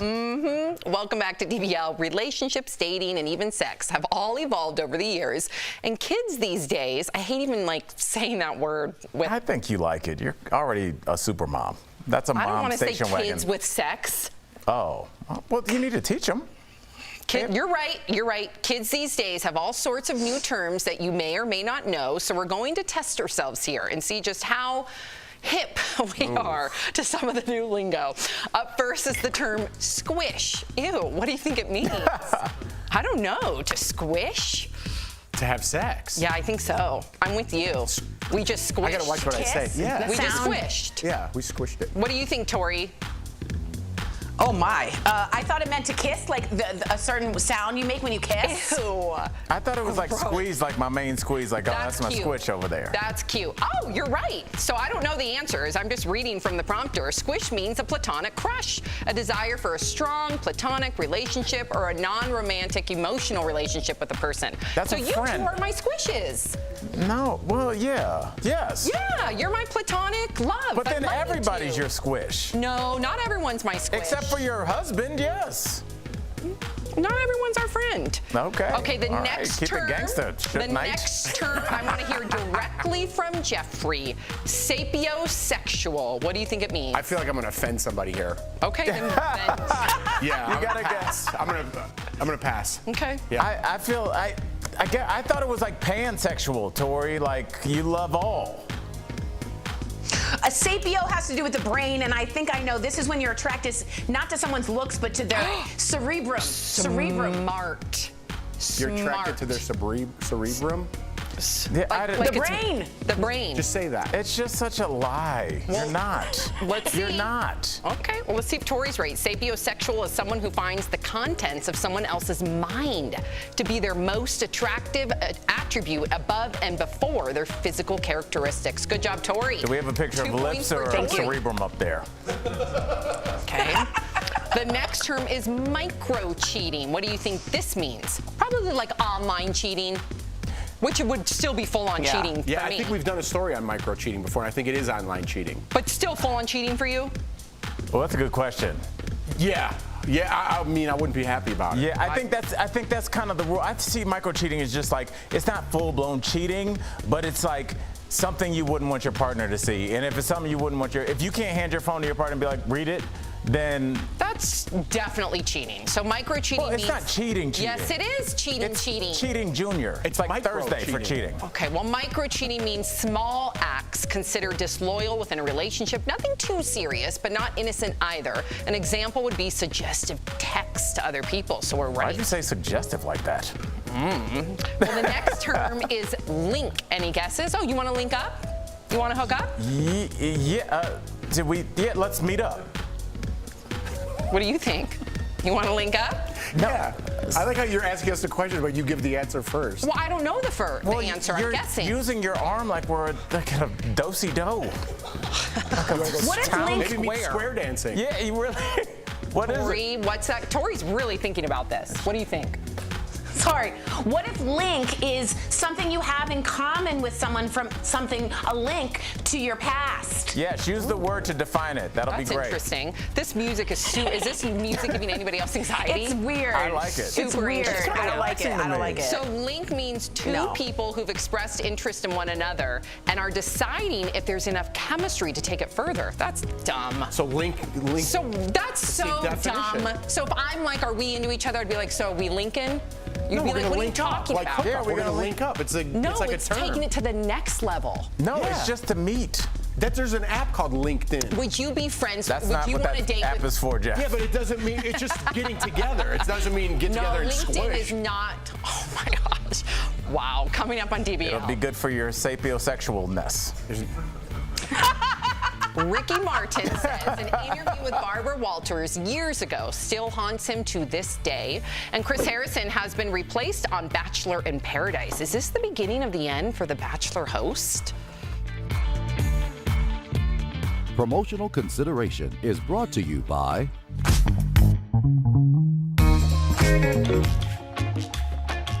After a year of canceled trips and blown plans, 2021 is all about making up for lost time. And with the weather heating up and pools opening back up, what could go wrong? A national lifeguard shortage. So let's verify, is there really a nationwide lifeguard shortage? Here are sources. Hi, my name is Wyatt Werniss. Hi, my name is Lindsay Mondick. Both our experts confirmed that yes, there is a shortage nationwide. A lack of interest, the pandemic, the halt to the foreign exchange, people aging out, all these are the perfect storm. Our two experts say that many areas rely on foreign exchange students here with J-1 visas. Just look at State Department numbers from the last 5 years. You'll see that they dropped by about 83% in 2020. That's because President Trump suspended new J-1 visa applications at the start of the pandemic. It just expired in April. Typically, we have a lot of overseas staff that come to patrol our beaches and our water parks in the summer. And because of the pandemic, those staff are not available to come over on their visas. So we can verify that nationally, as a whole, yes, there's a lifeguard shortage. But whether or not your local pool is going to be affected depends on where you live. Glad summer's finally here. This is Evan Kozloff with your Verify.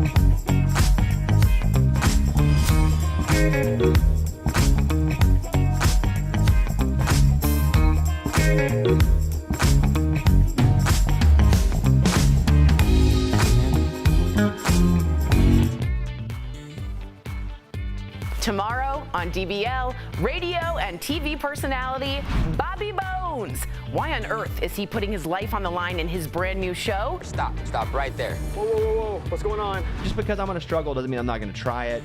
That's tomorrow, right here on DBL.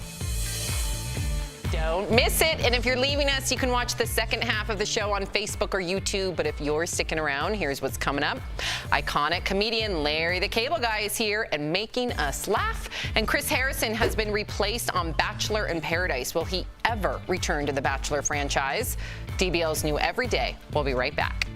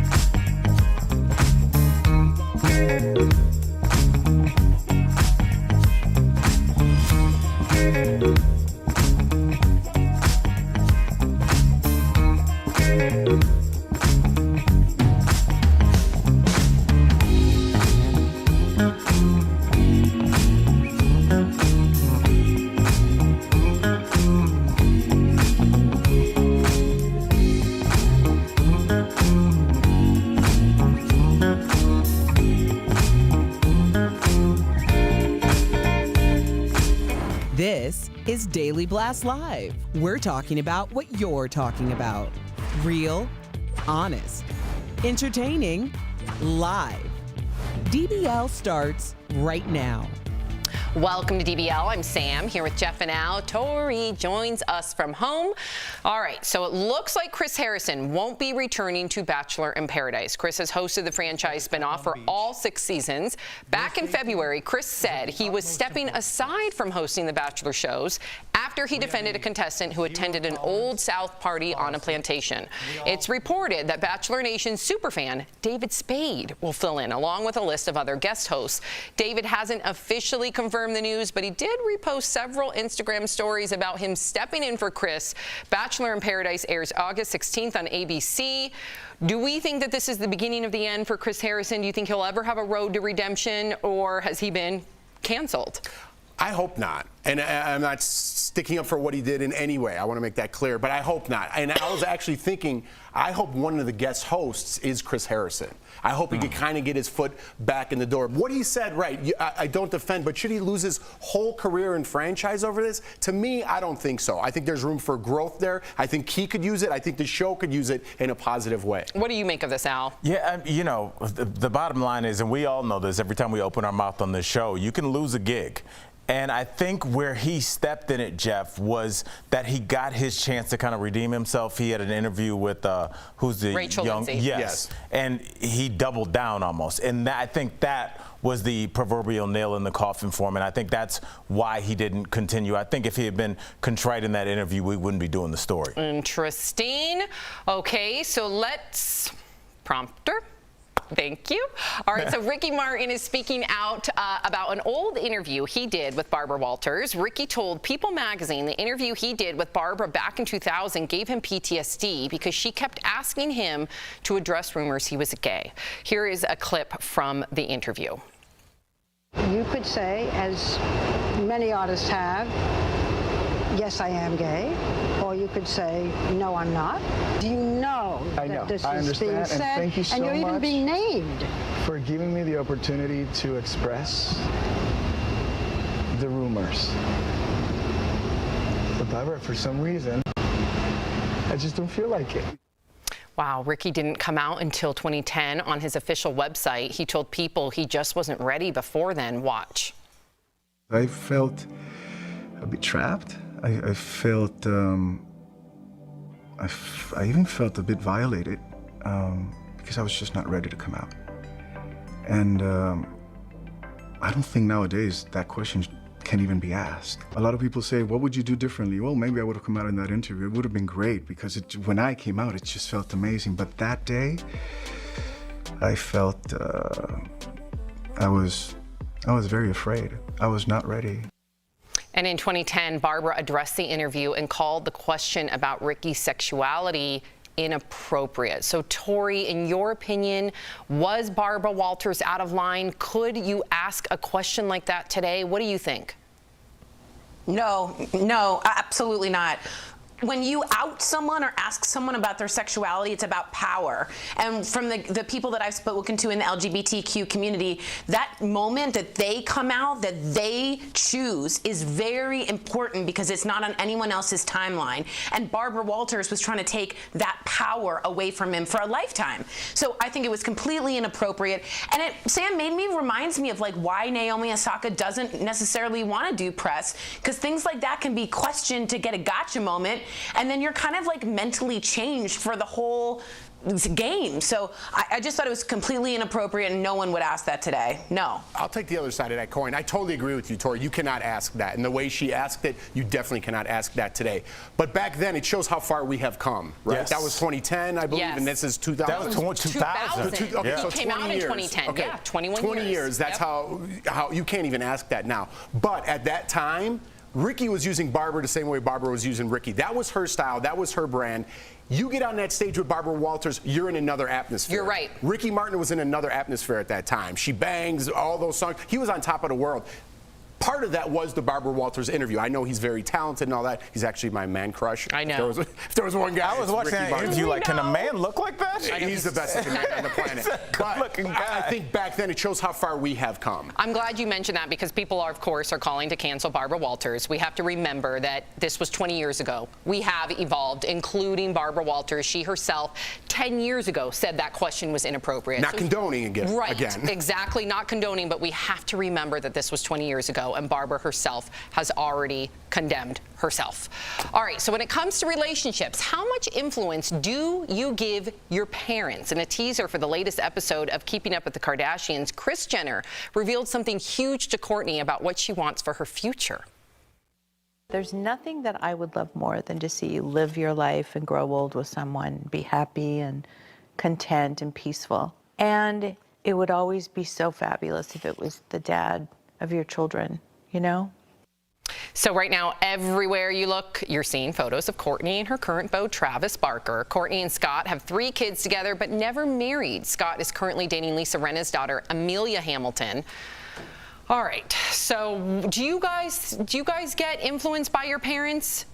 If your parents didn't like your significant other or told you it's time to get married, do you listen to them or do you go the opposite way? Al? Oh, I listen, but I think everybody's parental situation is different. I think your parents shouldn't be given respect; that it should be earned. And with that respect and that earned trust, their voice should mean something. It's so interesting, Jeff, that people have their parents grow up and they're like, "My dad is everything. My mom is the moon and the stars," and then they both say, "Hey, we don't think you should do this," and they're like, "No, I'm doing my own thing." It's like, well, what was the point of all this? So listen to the people that you trust. Yeah, I think I was influenced. You know, maybe not even knowing it. You know, who I dated and if it was appropriate or not. Not in a way that it stopped me or is that vocal, but I look at my parents more of as like a role models to me. They're married for 50 years, so I look at that as opposed to what negative things that they would say, which they wouldn't. Tori, listen, I'm going to say something unpopular here. I am astonished that Chris wants Courtney, and I don't know this family other than what I see on the show, that Chris wants Courtney to stay with Scott when they've been on again, off again, on again, off again. What kind of example is that to your children? But on top of that, Scott continues to date, and I'm going to sound judgy here, but I'm sorry, dating like really young girls. How old is Amelia? Someone would have to tell me. 19. How old was Nicole Richie's younger sister, Sophia Richie, that he dated? Also really young. He's like a 40-something-year-old man. That's weird. If Mark and I broke up and he started 18, Amelia is 18, I was just told. 19? Whatever. Give me a break. If my husband, if we broke up and he starts dating 19-year-olds, I would think completely different than him, Tori. And I hear that super clear, but remember Kris Jenner. Oh, okay. So Kris Jenner is also a person, and Scott Disick lost both his parents, and Kris Jenner likes to mother everyone. So she wants to keep everyone in the fold, and I think that's the fault that lies with Kris Jenner, is she's trying to protect Scott Disick as well as not thinking about Courtney in that. That's kind of inside the weeds, but Kris Jenner feels like he's her son in a way. So I think that's separate. I will just say in the Jewish culture, the mother like basically picks the spouse, so that culturally we are very involved. And that is something that it's just part of it. Maybe it's an Italian thing too, but I just know in the Jewish culture, the mother and the father are like, it means a lot. Their influence means like I have to go to therapy for it. Wow. Yeah, Tori, would you ever go against your mom if she suggested a guy, or like you were with a guy and she said no? Yeah, but only after I've really been to therapy and learned what boundaries were, because we got a little enmeshed. That's what happens in those kind of families like that. So I learned boundaries, and I was a little late, but I learned it. And how does that make Travis Barker feel? What if they end up getting married? Good point. I know. You know? There's always going to be that rift. Totally. Huh. All right, well, coming up on DBL. That was a good point. That was a great point. No, like it made me like, huh. I literally made a sound. It was such a good point. No, I felt, you know, I love Travis, so I felt for him. Like, makes me not like Chris even more. Why the couple that laughs together stays together. We're talking to Larry the Cable Guy and his wife, Kara. We'll be right back. Closed captioning provided by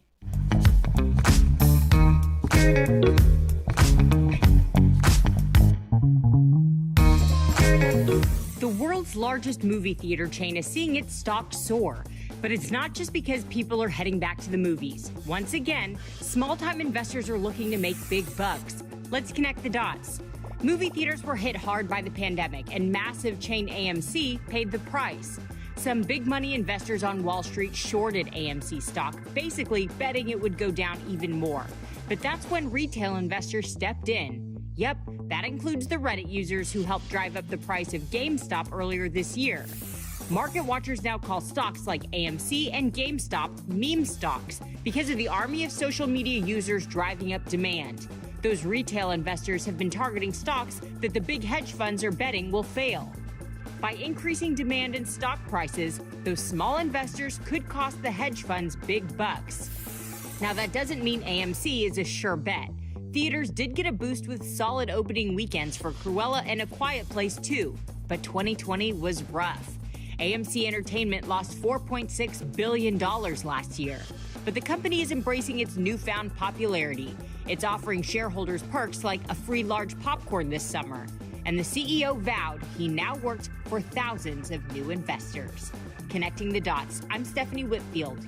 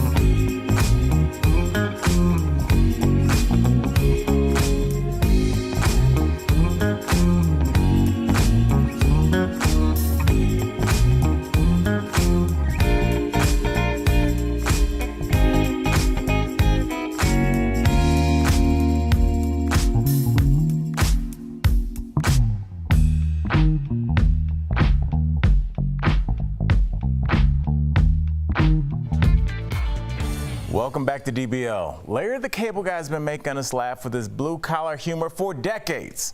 Earlier, Tori and I talked with Larry and his wife, Cara, about life on their Nebraska farm and her new book about faith. That's today's Chatting with the Stars. Larry, Cara, thank you so much for joining us on DBL. Now, I just learned that, Larry, your real name's actually Dan.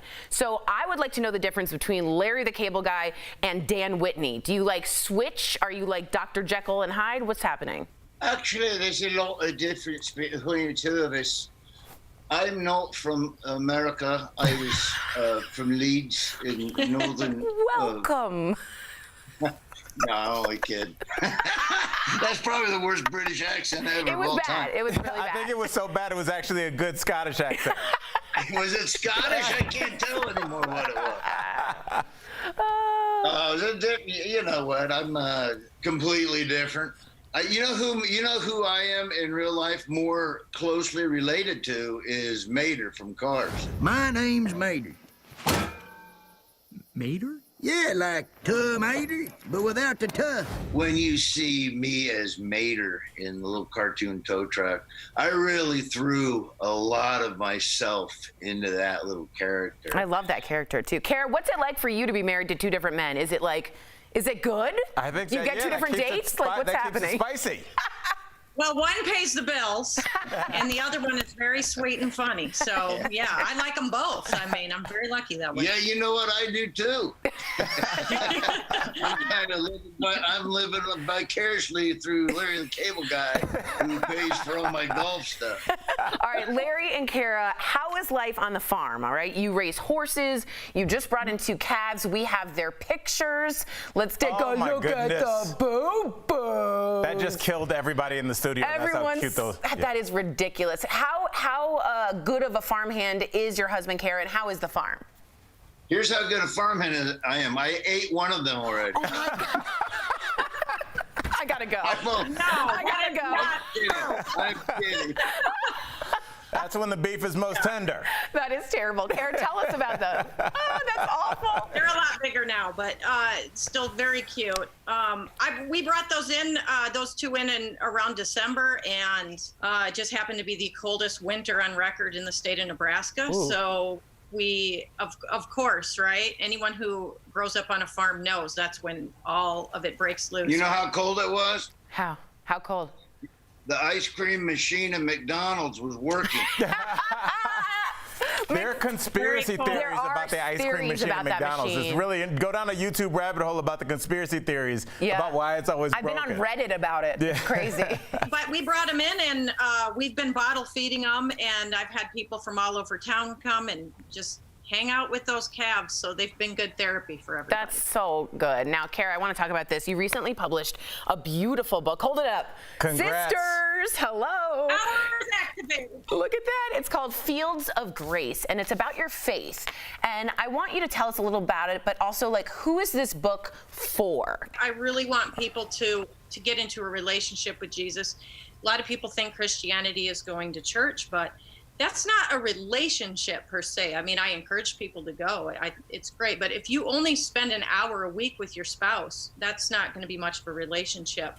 So it's to encourage people to get into a daily walk with Jesus, and then to also share that faith, because it does make a major change in your life for the better. Larry, you've been known for giving back to a number of causes and are once again holding the Get Her Done Golf Classic. Yes. Where's my invitation?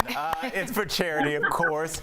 And John Ratzenberger from Cheers, not that I have to say that, everybody knows that, is playing. So, all right, Cara, I'm going to put you on the hot seat here. Where's your money going? If you got to put all the money you have, are you going to put it on Larry the Cable Guy or Cliff the Mailman in that golf charity classic? Where do you bet the farm? I don't think he's won his own tournament one time, so my money's not on Dan today. But John, I don't know how good a golfer is he. I don't know. I don't know how good a golfer he is either, but we're gonna have a good time. I know that. And if you want, you can come next year. I didn't know you wanted to go. Obviously, you can go to my golf tournament. Oh man, I wouldn't miss it. Our golf event is going to get a portable incubator for a NICU for a hospital locally, and this goes all over. So all my Unbelievable, books, Kara. I've never made a cent on it. Yeah, everybody pick up the book. It's Fields of Grace. Also, try listening to Larry the Cable Guy's English accent if you want to hear something terrible. Scottish. Oh, yeah, it went Scottish, I think. The latest book, again, Fields of Grace, Sharing Faith from the Horse Farm, on Amazon or wherever books are sold. And keep up with the latest on Larry at LarryTheCableGuy.com. Again, what a pleasure speaking to you both. We'll be right back. Thanks, guys. Thank you. See you later. We all.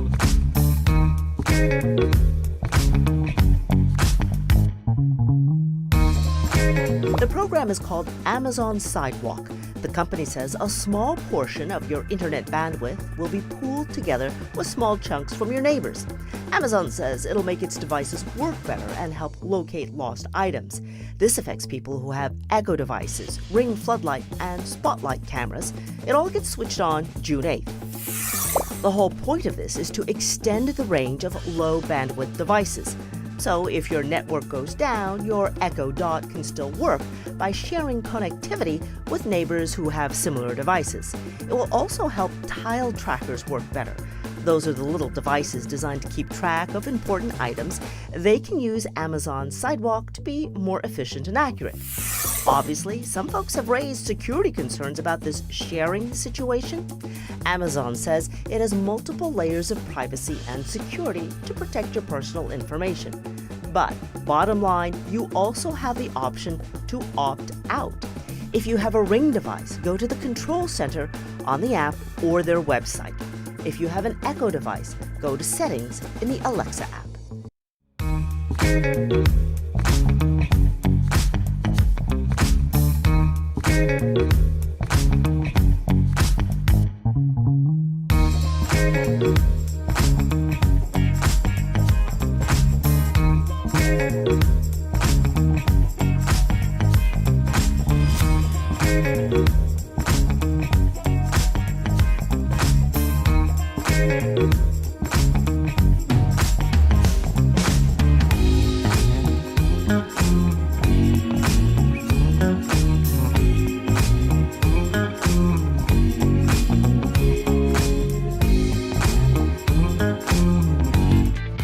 Welcome back to DBL. It's time for some sweet, sweet deals. Earlier, Stephanie showed Tori some amazing products at even better prices. Here's this week's DBL Deal Blast presented by MorningSave.com.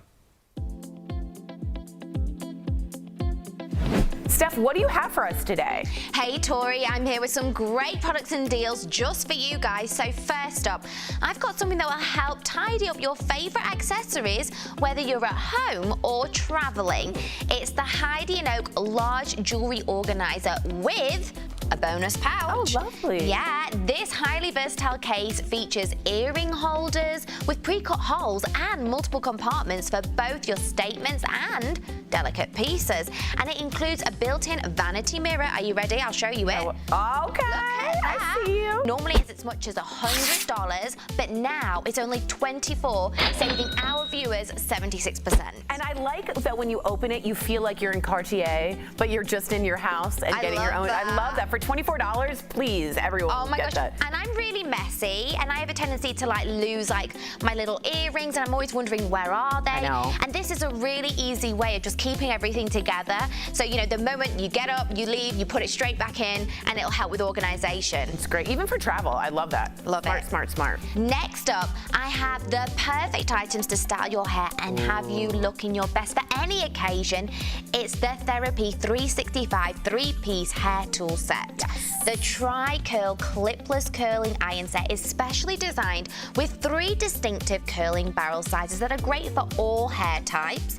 The wet or dry straightening iron improves the health of your hair by locking in nutrients and keeping your hair hydrated. And last, the infrared hair dryer infuses a mild heat inside your hair cuticle, speeding up drying time. So normally it's as much as $460. I was wondering, because this is a lot of This is stuff. the whole this is hair expensive, kit right? that you'll ever need. You're not going to believe this, Tori. This is my deal of the week. It's only $39. For all of it? Yes, saving up up to 92%. You all are stealing at this point. Go grab that and get the barrels. Give it to a friend at that price. I love that. I love it. And also for that price, let's say, you prefer having straight hair and your bestie likes curls. Totally. You can give it to them for a present, and each individual thing it's amazing. Very good price. I'm very happy with that. Now, Tori, if you're like me and you occasionally love to pamper yourself, right? Well, this Enchant Home luxury Turkish cotton bathrobe will do just that. This is soft and absorbent. It's a gorgeous robe with a spa-like feel, and it features a removable belt and long sleeves. Normally it's as much as $138. We've got it for only $49, saving up to 64%. Some self-care, guys, at a great price. You don't want to put a price on that, but that's so nice in the morning to go out with your coffee. I love it. Love that. Great price. Good present, too. I can see you like nipping out with your little doggies in the bathrobe. Oh, it's the best. Let them out, then come back in. You're covered, you're comfy, it's cozy. I love it. Love this. Okay, and last, I've got something that will be perfect for anyone's skincare regimen. It's the Teo Clean UV Sanitizing Facial Brush. Oh, wow. More capable than manual washing, this brush comfortably cleanses using powerful rotational technology. I'm going to show you how. Look at this. So you see, and it is silky soft. These bristles thoroughly sweep through your pores to safely dislodge dirt, dead skin cells, makeup residue. And normally, are you ready? It's as much as $149. That's going to be pricey. But we've got it for only $39, saving up to 74%. Oh, I love that. And this is the new thing, guys, technology to get your pores clean. It's no longer just washing the face. No, that's basic. Get one of these and then get really in there, because I like to scrub. I like how it looks as well. Yeah, I think it's really snazzy. minimal. Yeah, I like that a lot. Head on over, guys, to morningsave.com to snag these amazing deals at the lowest prices. You can even visit morningsave.com right on your smartphone. Thank you so much, Steph. We'll be right back. Promotional consideration is brought to you by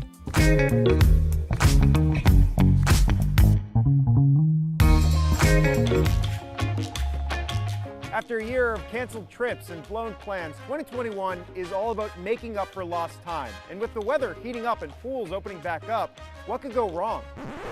A national lifeguard shortage.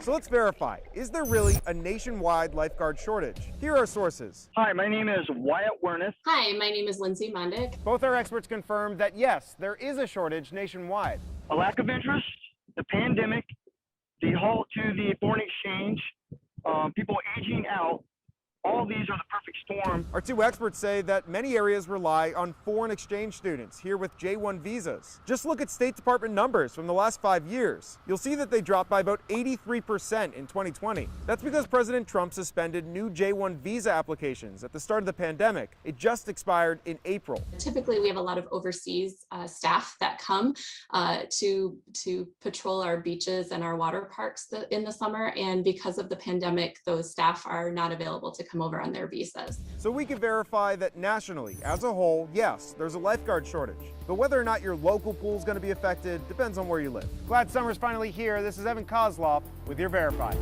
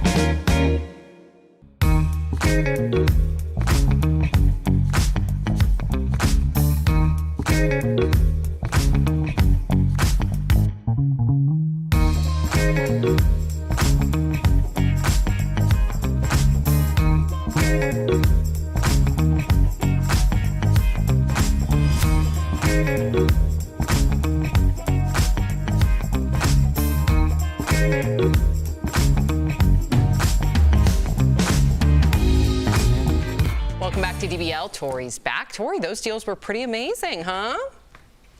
Yeah, it's like highway robbery. You know, it's like the Pittsburgh Steelers, more like the DBL Steelers, like the steel industry stealing it. Did she just give a football reference? Who just killed the show? Who okayed that joke? We set that up. Tori, grab the thing again. Hurry up. Get it. DBL's do every day.